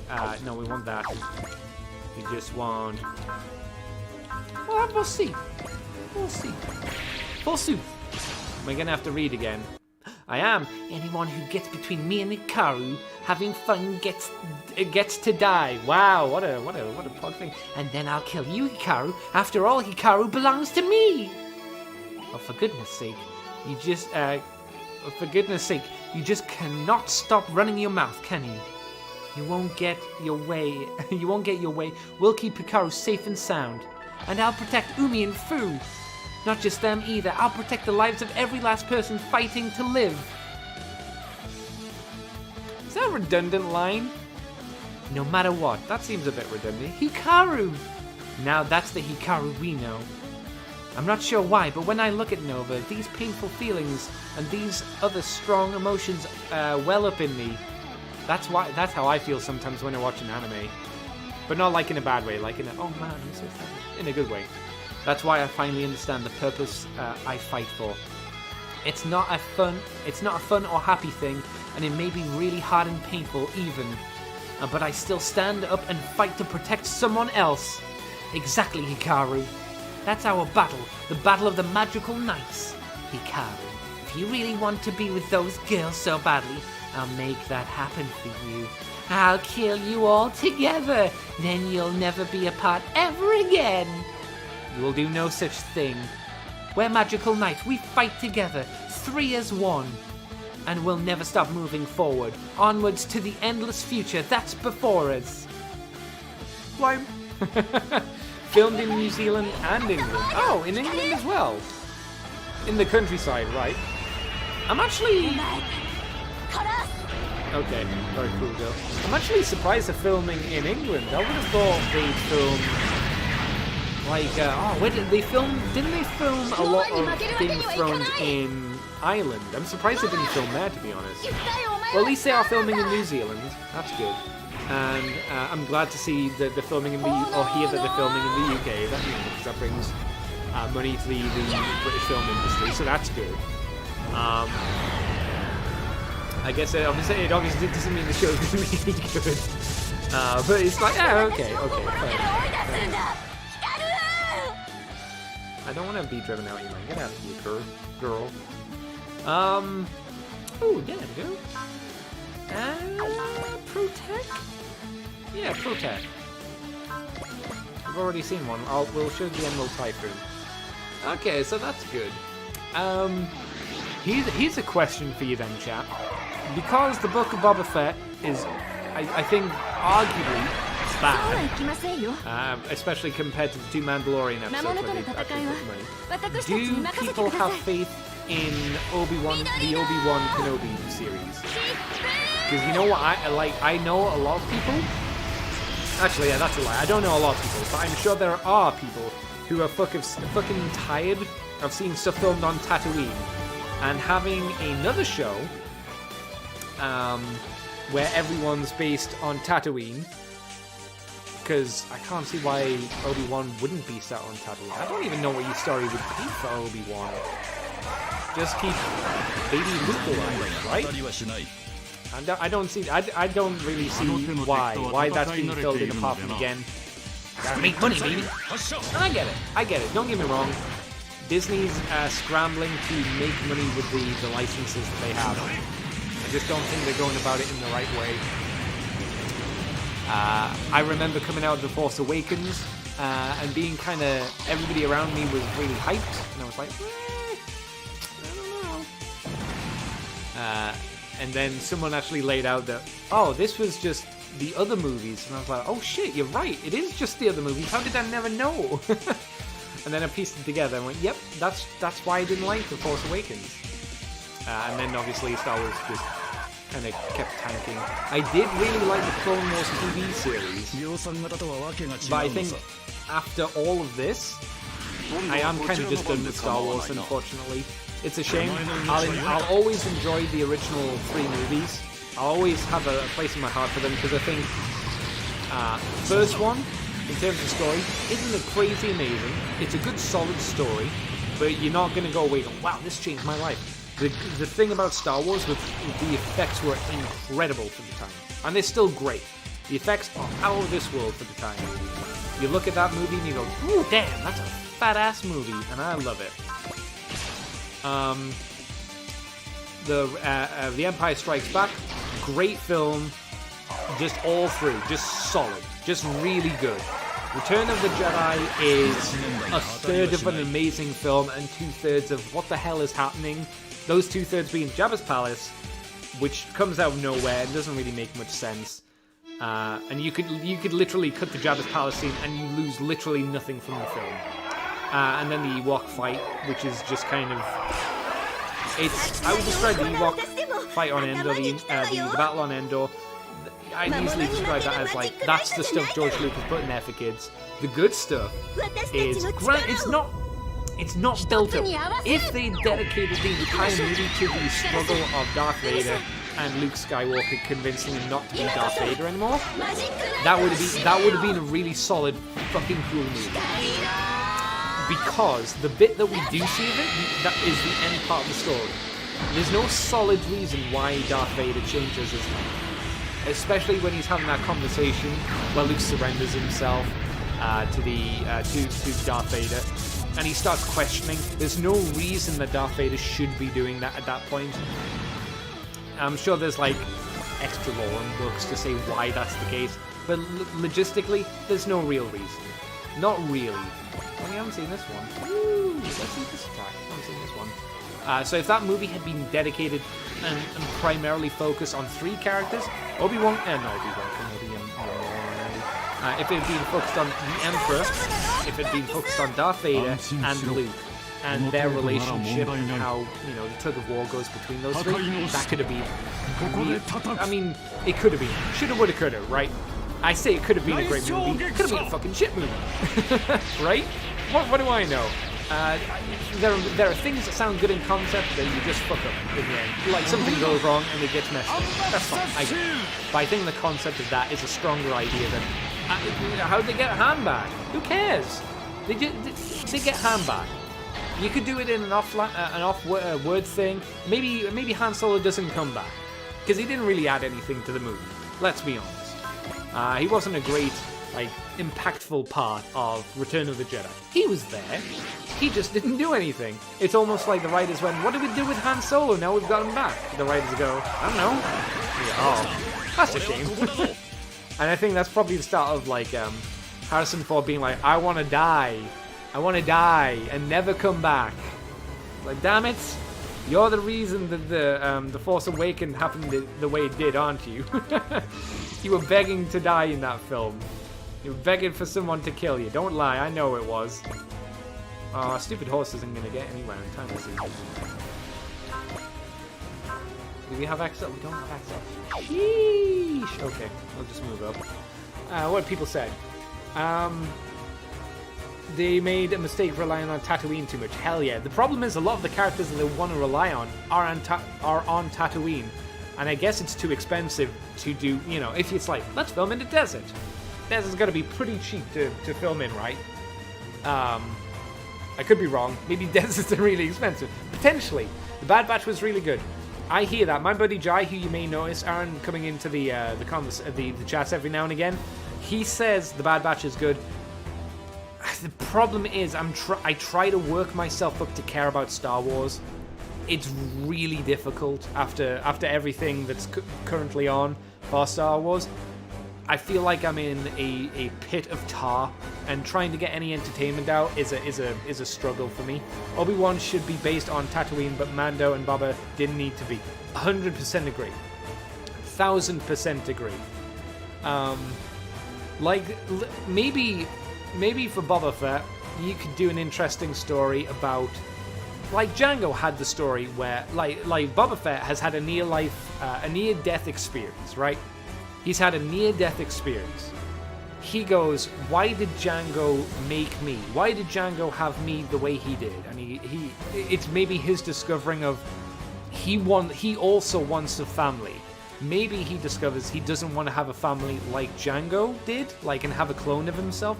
Maybe he wants to have a relationship, and I don't know. You could do something around that. Maybe he goes down the path and goes, you know what? It would be cool to have a clone son and go through that fatherly son thing while being a bounty hunter, and you could have a father-son relationship with Boba Fett training a new Boba Fett.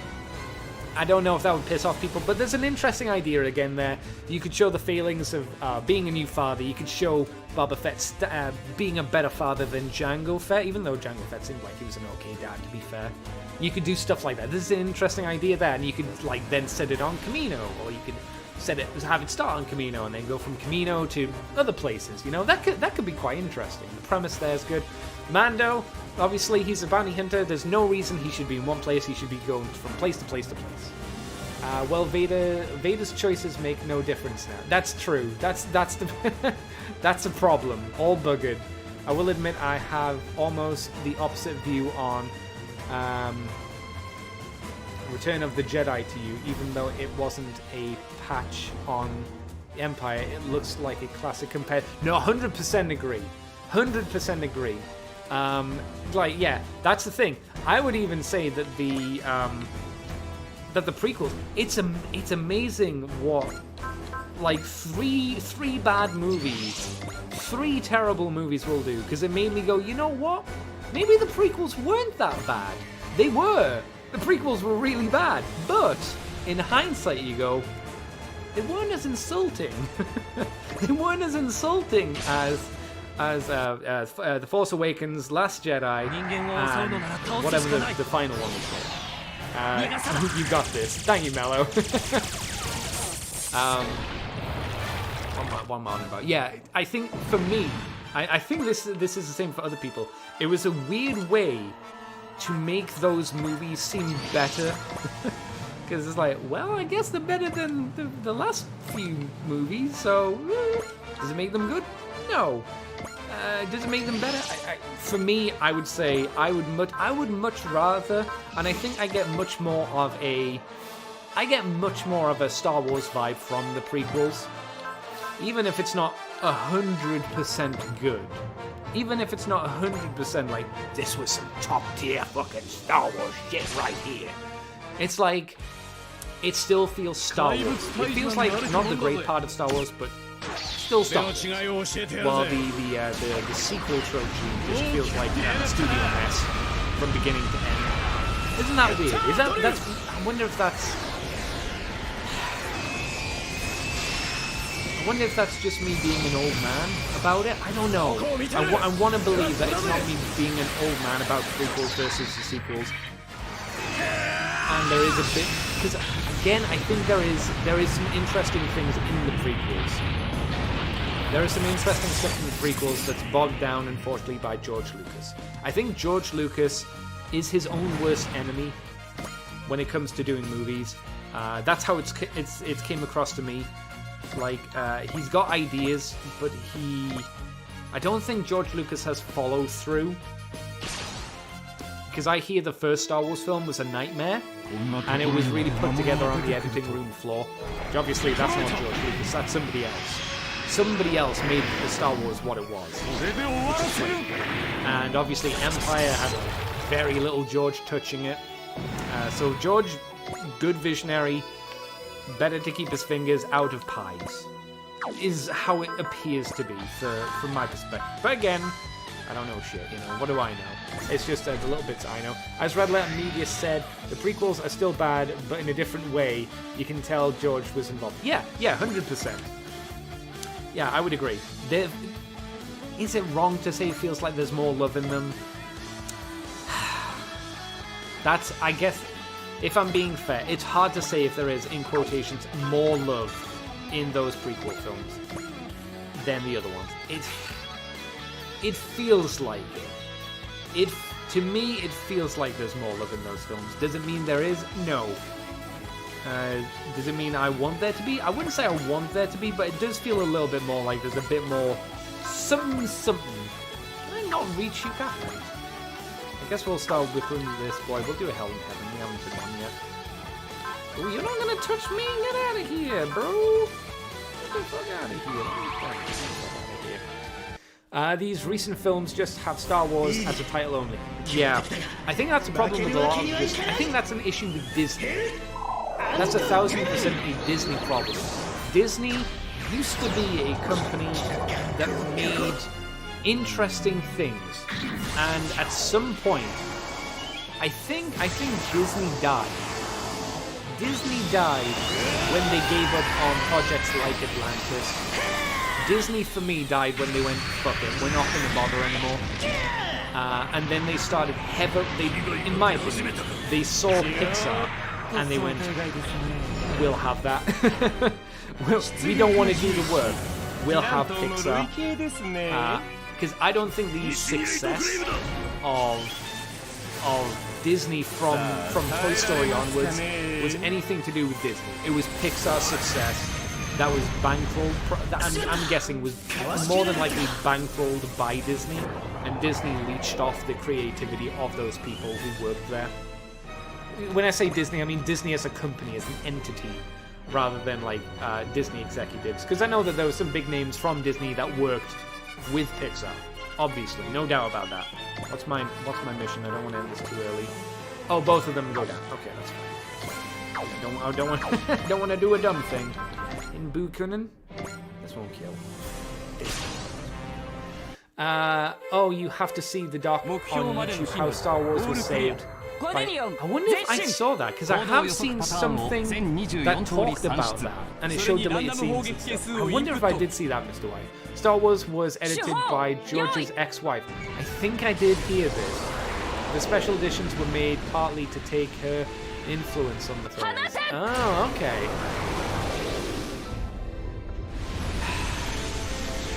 I wish we could get the non-special editions, though, in HD.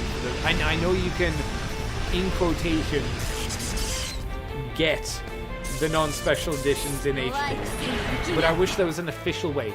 If Disney wants to make money, easy money, if they're legally allowed to, because I don't know if they're legally allowed to, if they're legally allowed to, an easy way for them to make money would be, again in my opinion, to do the despecialized versions. We know it can be done. There are versions of them up on the internet. It's 1,000% doable. They need to put them out, and it would. I don't think it would alleviate a lot of people's issues with Disney. But it would be an olive branch to say, here's something.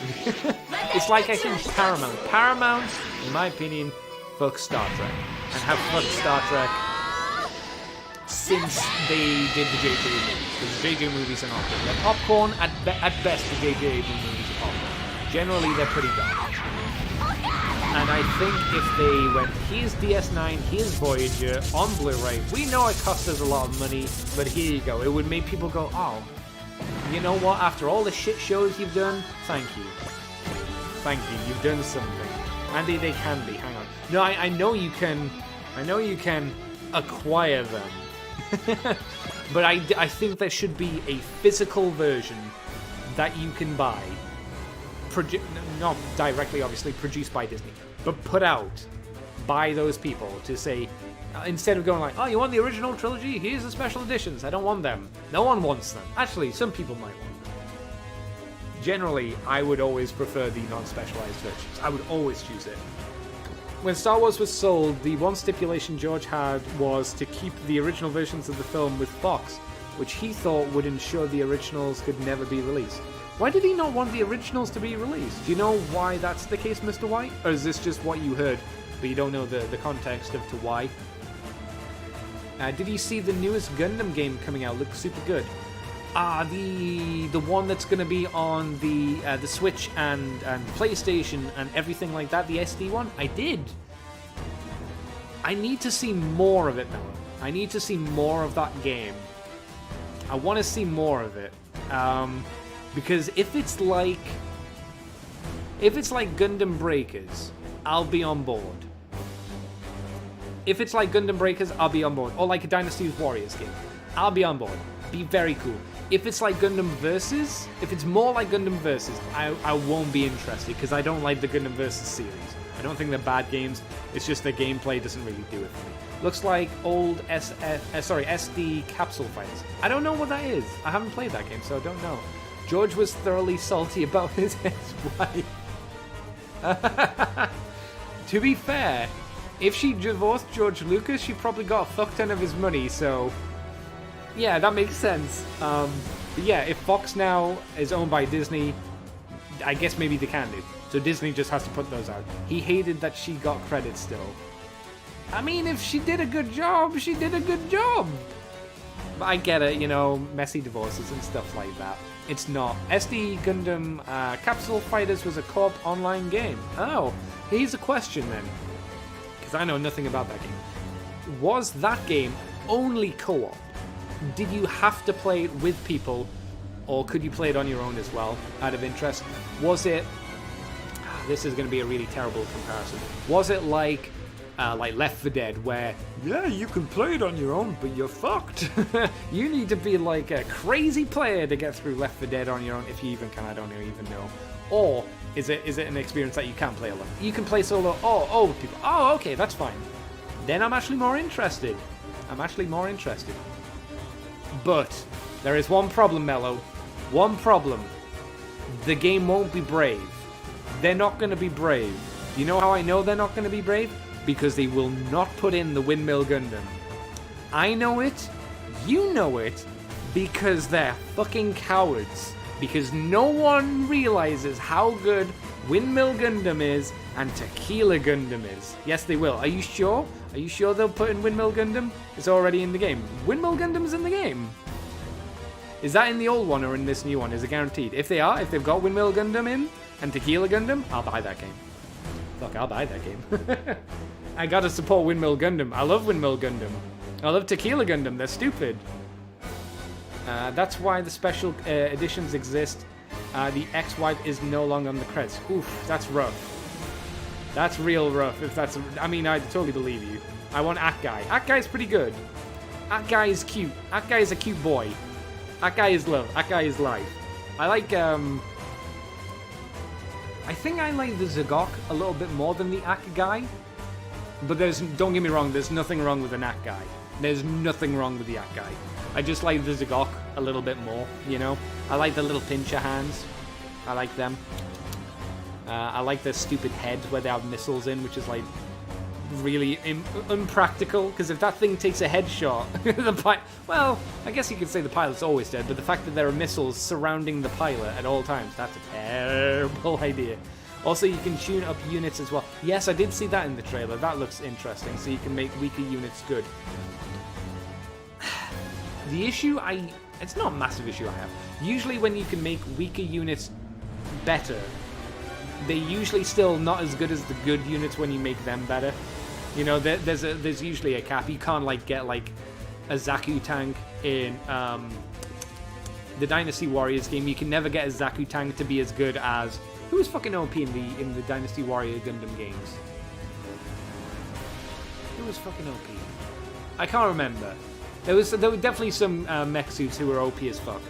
But you could never get the Zaku tank up to like crazy levels. I'm sure you can. Hopefully, you can make them usable. That's always my hope. The guy in charge of Disney now might do it, though. More interested in profit than product. Isn't that why the Disney parks are suffering as well? That's what I hear. I hear the Disney parks are suffering because of leadership, because they're cheapening out on stuff.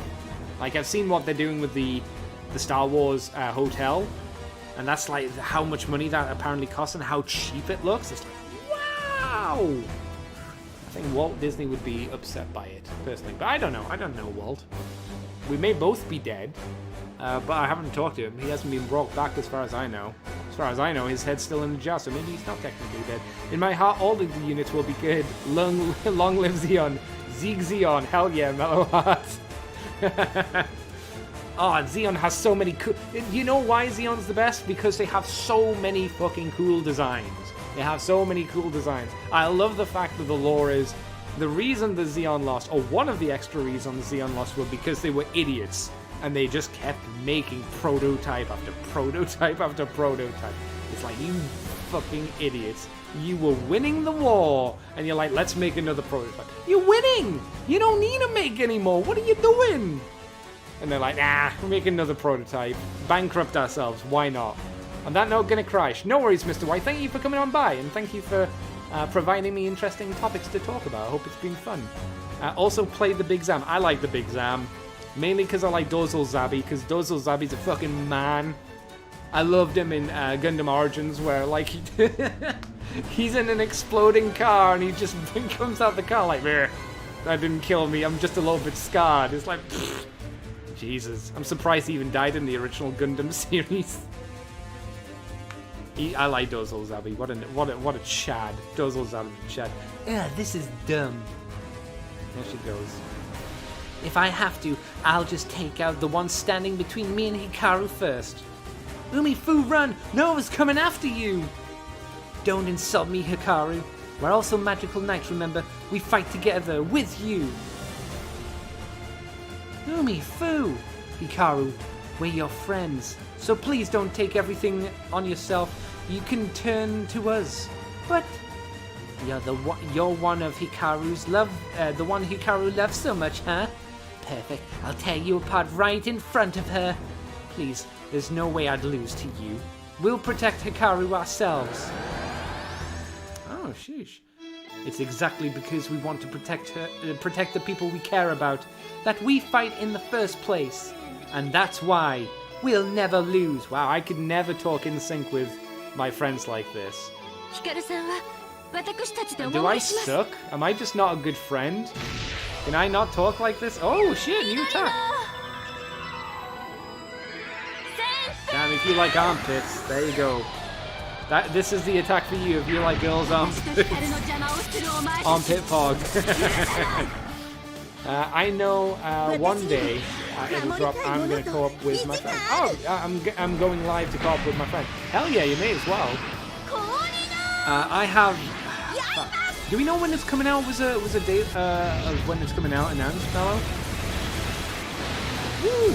Oh, it's also cross-platform, isn't it? I think it's cross-platform. Right? It is cross-platform. Am I stupid? I know it is. Not yet. No, not yet. Okay. I didn't think so. And I'm pretty sure. I'm hoping it's. Yeah, I can't imagine it wouldn't be. I can't imagine it wouldn't be. If that's the case, maybe by then my job will actually start will start paying me my money. If you didn't know, I've complained about it enough. I'm on a waiting list of 1 to 12 weeks before my job actually stops paying me. I'm on like week 5, getting up to week 6.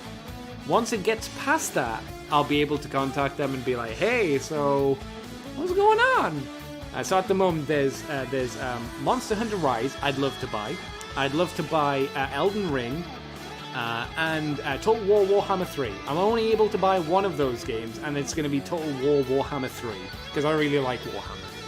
But I'd really like those two games as well. So hopefully by the time the Gundam game comes out, my money will have started, and I'll be able to buy without any issues. God, I hope that'll be the case. I'm hoping it's crossplay. Hell yeah. Also, I've noticed you don't have SRX or Cyberbuster. No, I didn't pre-order the game. I didn't pre-order this game, so there is no Cyberbuster. Faster? Yeah, I don't have that at all, which sucks. Can't remember how you get SRX. Is SRX pre-order? Or is he DLC? I didn't get any of the DLCs either. Mainly, again, it's too much money, man.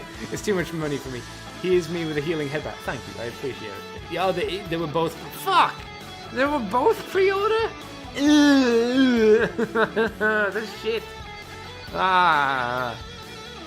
One would hope, in theory, they'll make it a free DLC at some point. Oh, they should make it available. Come on.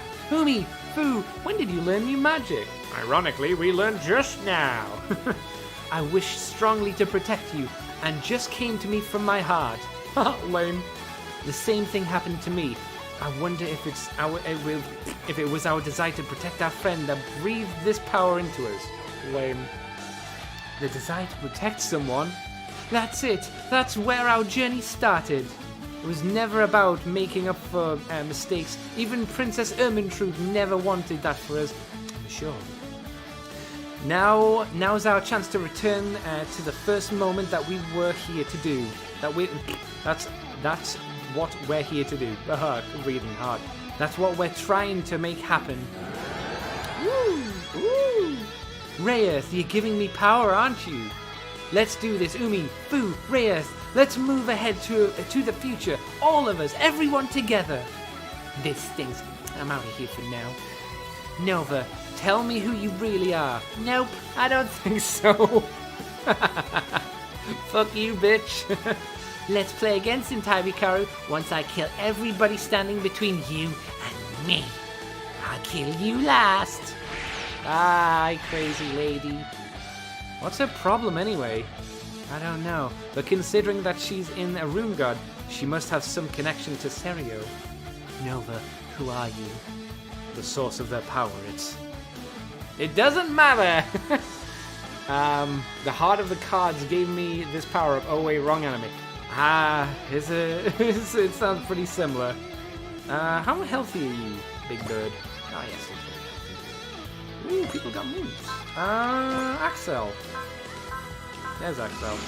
You know what we should have done? We should have done Disrupt as well. It's so good! It's so good! Can we move and shoot? I can't remember. No. We could do that. Could do that. Yeah, alright, fine. We'll do a Zeal. We go Blob, Blob, Anti-Mazaho. Oh, no you don't. No. Sweet Summer Child, no. I don't think it's worth doing a Doge. Nah, it's not worth this Doge. That should be well and good enough, I would say.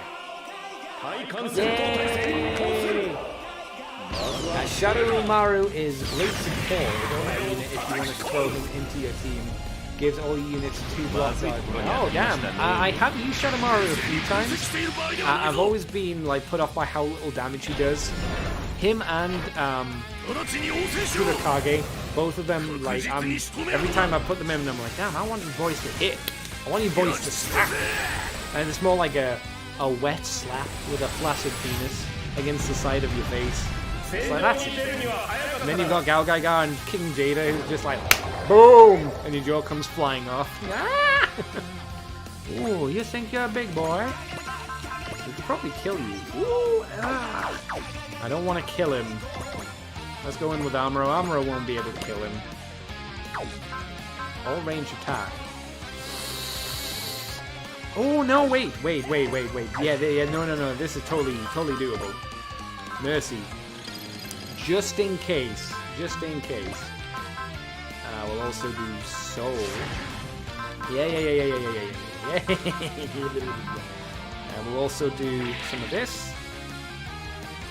Can we do anything else? Oh, 7. Yeah, we can. We can give him a few more slaps. Let's give him a few more slaps. Boom! Yeah, okay, that should be fine. Now he won't kill, no matter what. Because we got Mercy. We got Memery. Low damage, yes, but amazing usefulness. Oh, okay. Plus his ace bonuses doubling all jamming effects. Oh, wow. And if I was smart, I'd actually read what my units do. The problem, I think, I talked with you about this before, didn't I? I think the problem is that on the difficulty that I chose, which was normal because I've never played this game before, and I was like, there'd be some challenge. I thought there'd be some challenge. Normal is nothing. There is literally no challenge to the game. I'm barely thinking. This ain't yo daddy's XCOM. Yo daddy's XCOM. There's a game that just bent you over and had its way with you multiple times. Oh boy. This game's just like, I suppose it makes sense in a normal game, you know. Excuse me. Yeah, I'm on super expert mode. Ah, yeah, okay. That would explain why there's a bit more. We need to take a bit more tactics into it at that point. A little bit more je ne sais quoi. Ikaruga. We get you sure can, right? Ikaruga move. Okay, we can. EX Valor. Numino. High mobility attack. This should kill, right? Yay! Yeah, okay, this should be fine. We'll take focus just in case. Yeah, it should work. You never know. I'm on mission 32 right now. I don't know what that means, because I find the missions hard to figure out which ones not to choose, because I'm trying to choose missions that won't progress the story so I can get them all done. Also, Mello, did you see that they're doing Front Mission? Or they're re-releasing Front Mission on the Switch? I've never played them, but I hear great things about them. I'm like, ooh! I'll get them. Sheesh! I'll get Front Mission. Hell yeah! Ah, pretty pogged about that. It's got such a giant body and is still packed to the gills with armaments. It's the polar opposite of my aesthetic. So in accordance with the Rule 2 of giant weapon destruction, I'm gonna destroy it. You think you can get close in? Nice try. Interesting. With its close-range armaments and turning capabilities, I see it's modeled after a Drake for good reason. That wretched demon continues to make a nuisance of itself. Fascinating. This is a powerful foe indeed, but that makes it all the more worthwhile to defeat. Come on, Ikaruga. It's time for you and I to fight to the fullest. Can't wait for that. Plus the Chrome Cross remake. I don't know how I feel about Chrome Cross. It looks interesting. I don't know if it's enough for me to buy it. Because the only way I could justify buying games for my Switch. I have a Switch. I've got the Ring Fit, which I use every now. I should be using more. I should be using a lot more realistically to try and stave off some good uncoded. But you know, laziness, baby. I can't justify buying any games on the Switch because of the situation at the moment. But I also don't have time to play Switch games. So the only time I'd have to do it is on stream, so I need a capture card as well. I hear you can get a capture card fairly cheap, but it's like, hey, it's another thing you need. Screaming on the inside. Forever and ever and ever. But we'll see. One day I'll get the thing, because I was actually checking on Amazon UK, obviously, for Fire Emblem Three Houses, right? That one. That is hard to find now, it seems. That is hard to find. That is not just in solid stock on Amazon. And I'd like checked on like eBay. It's like, ooh, damn, the prices. What the fuck? Wow. And I like physical. If I can get it in my hands, if I can lick it, that's the good shit. That's the good shit. The enemy's more forceful than anticipated. Then why don't we take our leave for today? For the day. You don't want to stick it out? That's simply illogical. Technology is perfected through trial and error. We've ascertained the Wyvern's flaws in this battle, so it only makes sense to leave early to get to work improving upon them. You can play around with your little demon here in the meantime. Ernie, they retreated. Heck yeah, we beat the new weapon. Only a small margin, but only by a small margin. Bruh, we slapped it. We slapped it. Get out of here. And he sounds pretty sober about this. He's taking this pretty seriously. Kojas and the Wyver, I can't take them lightly at all. Enemy forces have been destroyed. The Rune God Regalia and the Wyvern, those are certainly formidable foes. But the Yusha Gundam will be strong enough to crush them all the same. Agreed, especially with our new friend here. He's gone to sleep. Hey, Lantis! Are you leaving? This probably won't be the last we see of one another. Ow! What a bitch! Not even a goodbye, huh? Ah, Lantis always was a slippery. But he still aided us. He seems alright, even if his rune god's a dead ringer for Zagatos. Lantis, thank you. Thank you, Lantis. I need to go back to my my playthrough, my Final Fantasy Tactics randomizer. Ooh, that sounds neat. I've never played Final Fantasy Tactics. Again, I didn't. Nintendo's never been a game company that I really resonated with. I tried to love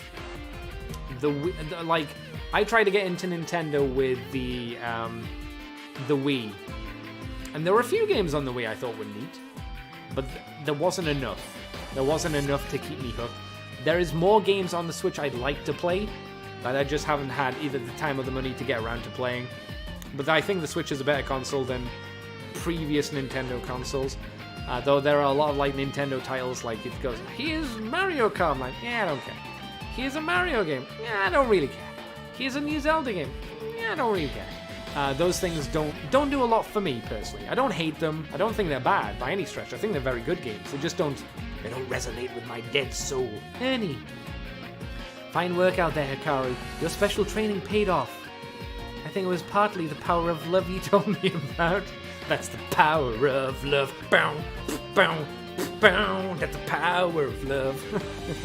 Don't need money, don't need fame, don't need a credit card to ride this train. I love that fucking song from Back to the Future. It's so good. Back to the Future is just fucking great. End of. It's one of the great trilogies. The great movie trilogies is Back to the Future. Woo, boy, it's fucking good. What? Do you have a thing for Ernie too, Hikaru? Chill out, Addy, seriously. I think we should let Hikaru finish. What is your love, Hikaru? Honestly, I don't really get Love. Aida. Ai. But in a sense, it's something that matters a lot to someone. I feel that. What? You don't love your parents, Hikaru? Damn. Ah. What is that for you? Protecting people as a magical knight. My pride as a magical knight. Those are the things that matter a whole lot to me. Yay! But Umi and Fu matter every bit as much to me. Thank you, Hikaru. Ah, lame. She loves her friends. We feel the same way. You don't get guys talking like this. Guys are like, haha, you're a piece of shit. You smell funny. And you punch each other in the arms and go, ah, fuck yeah. But inside you're like, he's my best friend, I love him. It's because we have our pride as magical knights and our friends that we can keep fighting. That's what our love is. What? Lame. Hey! This girl gets it! So you don't have anybody you love, Hikaru? Like I said, Umi and Fu. No, not like that. I mean like a full-on... smelling his armpits, licking his feet kind of love. Be still my heart, crushed. Concern. Never really thought about it. Well, not like there's any rush. There's still plenty of eligible bachelor. Hey, stop trying to hook up people in the Yusha Gundam. God damn. But if you're looking for power, I'm bro. You look way too old for Hikaru. Bruh. He looks like he's in his 20s. She looks like she's... Let's be generous because it's a clamp style. 15? 16? Bruh. I think it would take a special kind of woman to fall for that appeal. Oof! Ooh, my dude. That's a very considerate thing to say, Prince. Whatever your name is. But Hikaru's way too young for the... Yeah, exactly.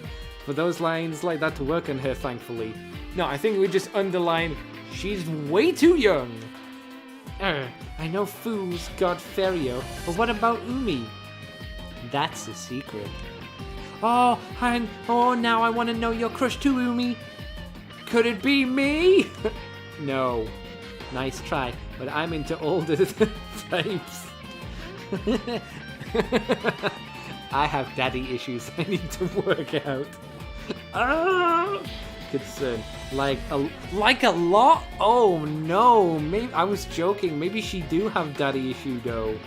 Why she have daddy issue though? You mean... I hope you'll tell me about it someday, Umi. I'll support you. What if it's the old guy from the Chinese magic lamp place? What if it's that? Umi equals Koji. Oh. I could see, apart from like Koji and Sayaka having to be together, that would be funny if she did fancy him. To be fair, there are a lot of like really like it'd be funny if she was like after Hayato, even like from the Team Getter. Like Hayato's such a cock. He's such an asshole. It's like, oh, he's so cool. He doesn't care about anybody's rules, and he's a scientist and a world leader. It's like, yeah, but he's such a dick. He's such a dick, girl. Damn. Thanks. I'll think about it after you find someone of your own to love. Someone to love? That's a song as well, right? Why is it that one person comes to mind when I think of that? Oh, I shouldn't even be thinking about all this right now. I've got enough to deal with worrying about Nova. I do hope we see each other again. Oh my god! Does she fancy Zagato, not Zagato? Wow, we took a long ass time doing one mission tonight. I got super sidetracked talking about Lord of the Rings. God damn. I do apologize if you were tuning in for that. Is there any fairy action? No fairy action. God damn. I'll show you the missions I've got available, Mello. Got Last Memory, which is probably... I'm not going to be able to do that tonight because it's nearly 1:30. So I'll need to sleep. I'll be doing Last Memory. Then, out of interest, Mello, what would you say I should... Fuck, I'm going to have to try and remember. My memory's down. What mission is worth doing after this? Would you say after Last Memory? Just so I don't push the story on. Because I know the stars are story related, but I can't remember which one might push on the story and which ones wouldn't. Probably these two? I don't know. Just let me know. And then I will upgrade. What to upgrade? That's a damn good question. What are we upgrading? Skills. Oh god, what do we want? Mobility, blood. Gonna upgrade this. Max SP to all Pilettos. Move when they sortie. I don't have a sortie you though. 10s extra SP. Gain one move when they sortie. Again, we don't sortie. All allies to play with. Oh, that's cool. 7 SSP. The deployment increases from 90 to 100%. Damn. Damn, that's thick. Hello, Jason. Hey, look at that. The stream is just beginning. Perfect. Ha ha ha ha. Oh, Jason, you and your prettied words. You Last Memory, then Feelings Offered in that order.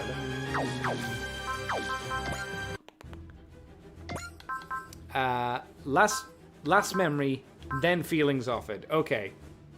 Right, okay. Thank you very much, Mel. Thank you. That'll be helpful.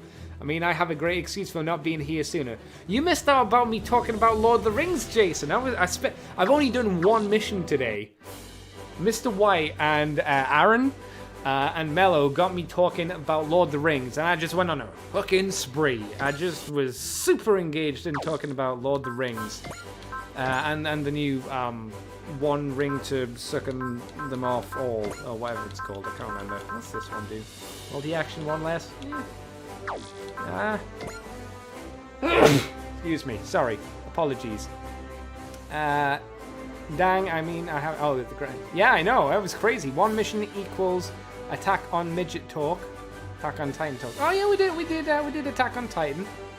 Yeah, we did a bit of Attack on Titan as well. I missed you talking about the most boring movie ever. Jason, my dude, why do you have to be so controversial? Why you gotta come in here throwing shit in my mouth, right? Why you gotta be so stinky? You know what? I think we'll save up for actually. SSP gained at the start of an ally phrase has increased. Oh, that'll be worthwhile. How can you not like Lord?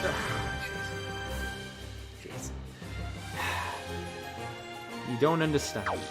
At the very least, you have to accept that it is an incredibly well-made movie. Incredibly well-made. You have to accept that. Lord of the Rings is a spin-off of Marriage. One ring to chain them all. Oh shit. One ring to chain them all. And in the darkness bind them to sorrow. What a sad tale. I'm not saying it's wrong, but it would be sad if that be true. Would be sad. What am I doing? Okay, yeah. It's like 3 hours of people walking, boring as fuck. Man, what a hot take, Jason. What a bizarre hot take. It's just people walking. Oh lord, my organs hurt. My organs. Oh man. Oh Jesus. Why you gotta be this way, Jason? Okay. Wow, is there like nobody? There's like nobody doing English streams for Super Robot Wars. Damn, shit, I was gonna raid somebody. I think there's one person who's doing a stream at the moment. So we'll go and raid them because it's the right thing to do. Fucking support people on Twitch and shit. You know it, I know it, right? Hell yeah.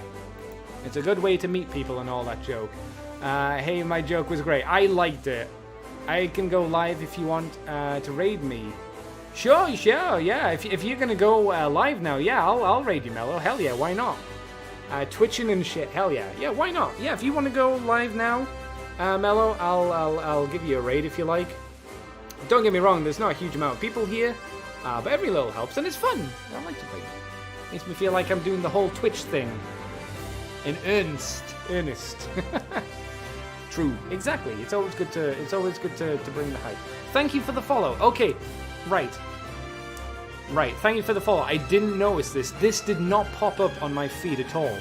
Plus, you can hear hang out in my boring Robot Wars drawing. No, that's not true, man. I won't be able to do that because, like I say, it's 1:30 in the morning and I'll need to get to sleep. Jason, I need to talk to you because my follows, my notifications from Streamlabs aren't working. Mello apparently followed me and there was no notification on my stream, which is really annoying. If I go to Streamlabs, however, maybe we can do this now while Mello sets up. Yeah, Mello, if you set up now, I can try and sort this stuff out with Jason, because I can get my things working. Like let's do a follow. That's what should have popped up for when Mello did. It should have gone. There you are. Didn't happen. Oh wait, never mind. I have a D&D here soon. Oh, so are you streaming, Mello, or are you not streaming? I'm not sure what you're doing. And Jason, what do you think's going on there? You better still be around, Jason. Because I like my things. What are my cool notifications? I love that one. I'm not expecting people to subscribe. Actually, people can't subscribe because I'm not an affiliate, and I'll never be because I'm streaming on both places. No. The problem is, Jason. When Mello can attest to this. When Mello gave me the follow earlier tonight, 55 minutes ago, as it says on my dashboard, it didn't pop up in chat. It didn't pop up in my chat at all. It didn't pop up on stream. Didn't pop on chat. It didn't do anything. And that's what I'm confused about. I don't know why it didn't appear. You know. I'll stream tomorrow. Okay, you'll stream tomorrow. Okay, that's fair. I've shown Jason the problem. We'll go raid the other person then. This one. This was the person. I need to copy the name again. Stupid. How do you raid people? I go onto their channel, and I click the name and I copy it. I paste it in chat. Do they restream? Do they in restream? I don't know. But like I say, when Mello gave me a follow, it didn't pop up on the screen at all. It didn't pop up in, you know, where it should. There was no notification at all. I didn't know he'd followed until I just checked now. And that happened a few days ago when Yuna raided me. He mentioned that there was no indication on stream that we'd been raided either. Really annoying, really weird. Anyway, I'm just I'm complaining about my stream to someone who might be able to help. I'm wasting your time, I'm sorry. Okay. I'm doing the dumb. If you want to see me tomorrow, we'll be playing Psychonauts at 8 o'clock in the evening UK time. You want to come and join me then? If not, we're raiding someone now. Thank you very much for joining me, everybody. I hope you have a very good day, good evening, and or a good night. I'm dead on the outside, I'm dead on the inside, and hopefully, I'll see you suckers next time! You're going close. Yeah!